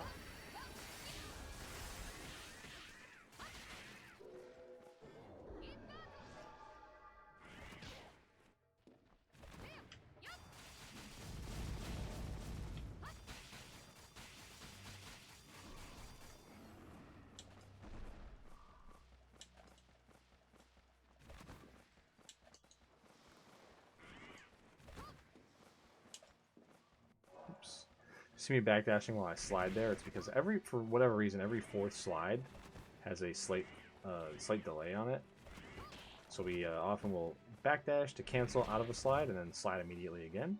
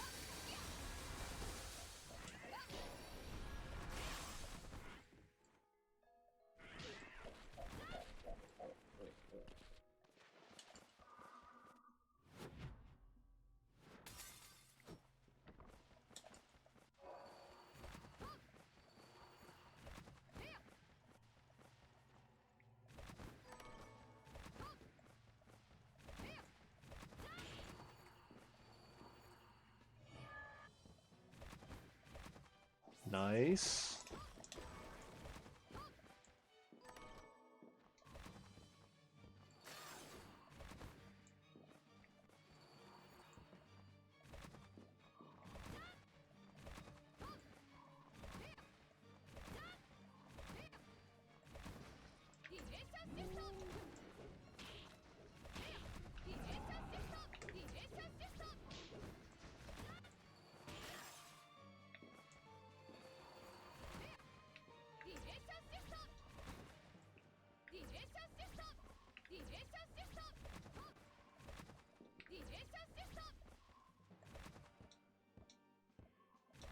Validation wall? Okay.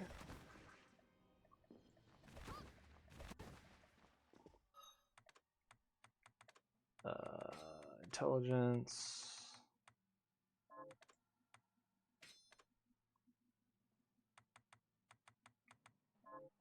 Yep.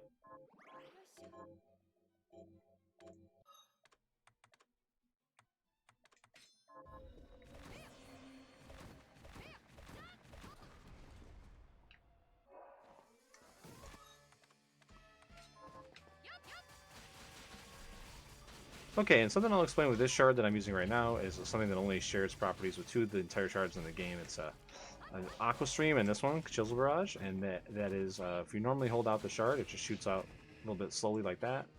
But if you crouch, you actually create a whole nother sprite that does damage, and this effectively almost doubles your damage, as long as you would stand in one place. We call it Crouch Tech, and it also has a mini stun property, as you can see. Kind of like every time Dominique's sprite gets hit by these chisels, lights up a little bit, and she kind of stutters.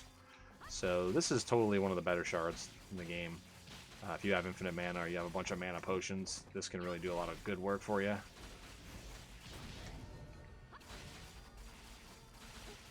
It's also got ridiculously good range as well. Goes full screen. And then the last boss here might take a little bit longer to kill than we would like, but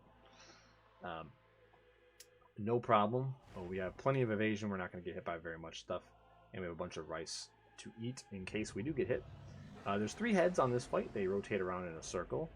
And Dominique, who was doing all sorts of cheap stuff to us in the fight before, but we kind of said no and stood back. She's going to reappear here, but she's going to basically choose one of these heads to ride on. And whichever one of the demon heads she rides on, that's going to determine the attack pattern. And basically that's going to be the one that has less health. and the one that we want to shoot to win the game and reduce its health to 0. Just gonna shoot her little lasers and stuff. So this is King Gizzard and the Lizard Wizard right here. Then we have the very nice kitty, and then we have the Oni Landlord up at the top. And it's completely random which one gets picked. The only thing that is guaranteed is that whatever one is picked will not be the next one that is picked. So you cannot get 2 in a row of anything.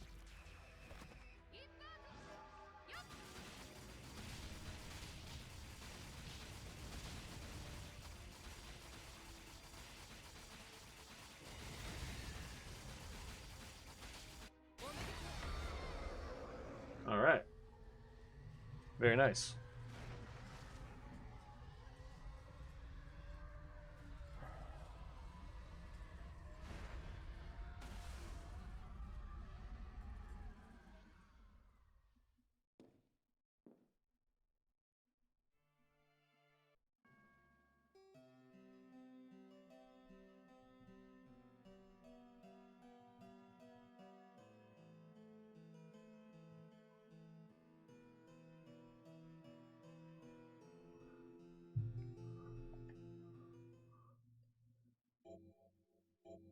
Let me write this one down too, just in case I don't get vetting from my community.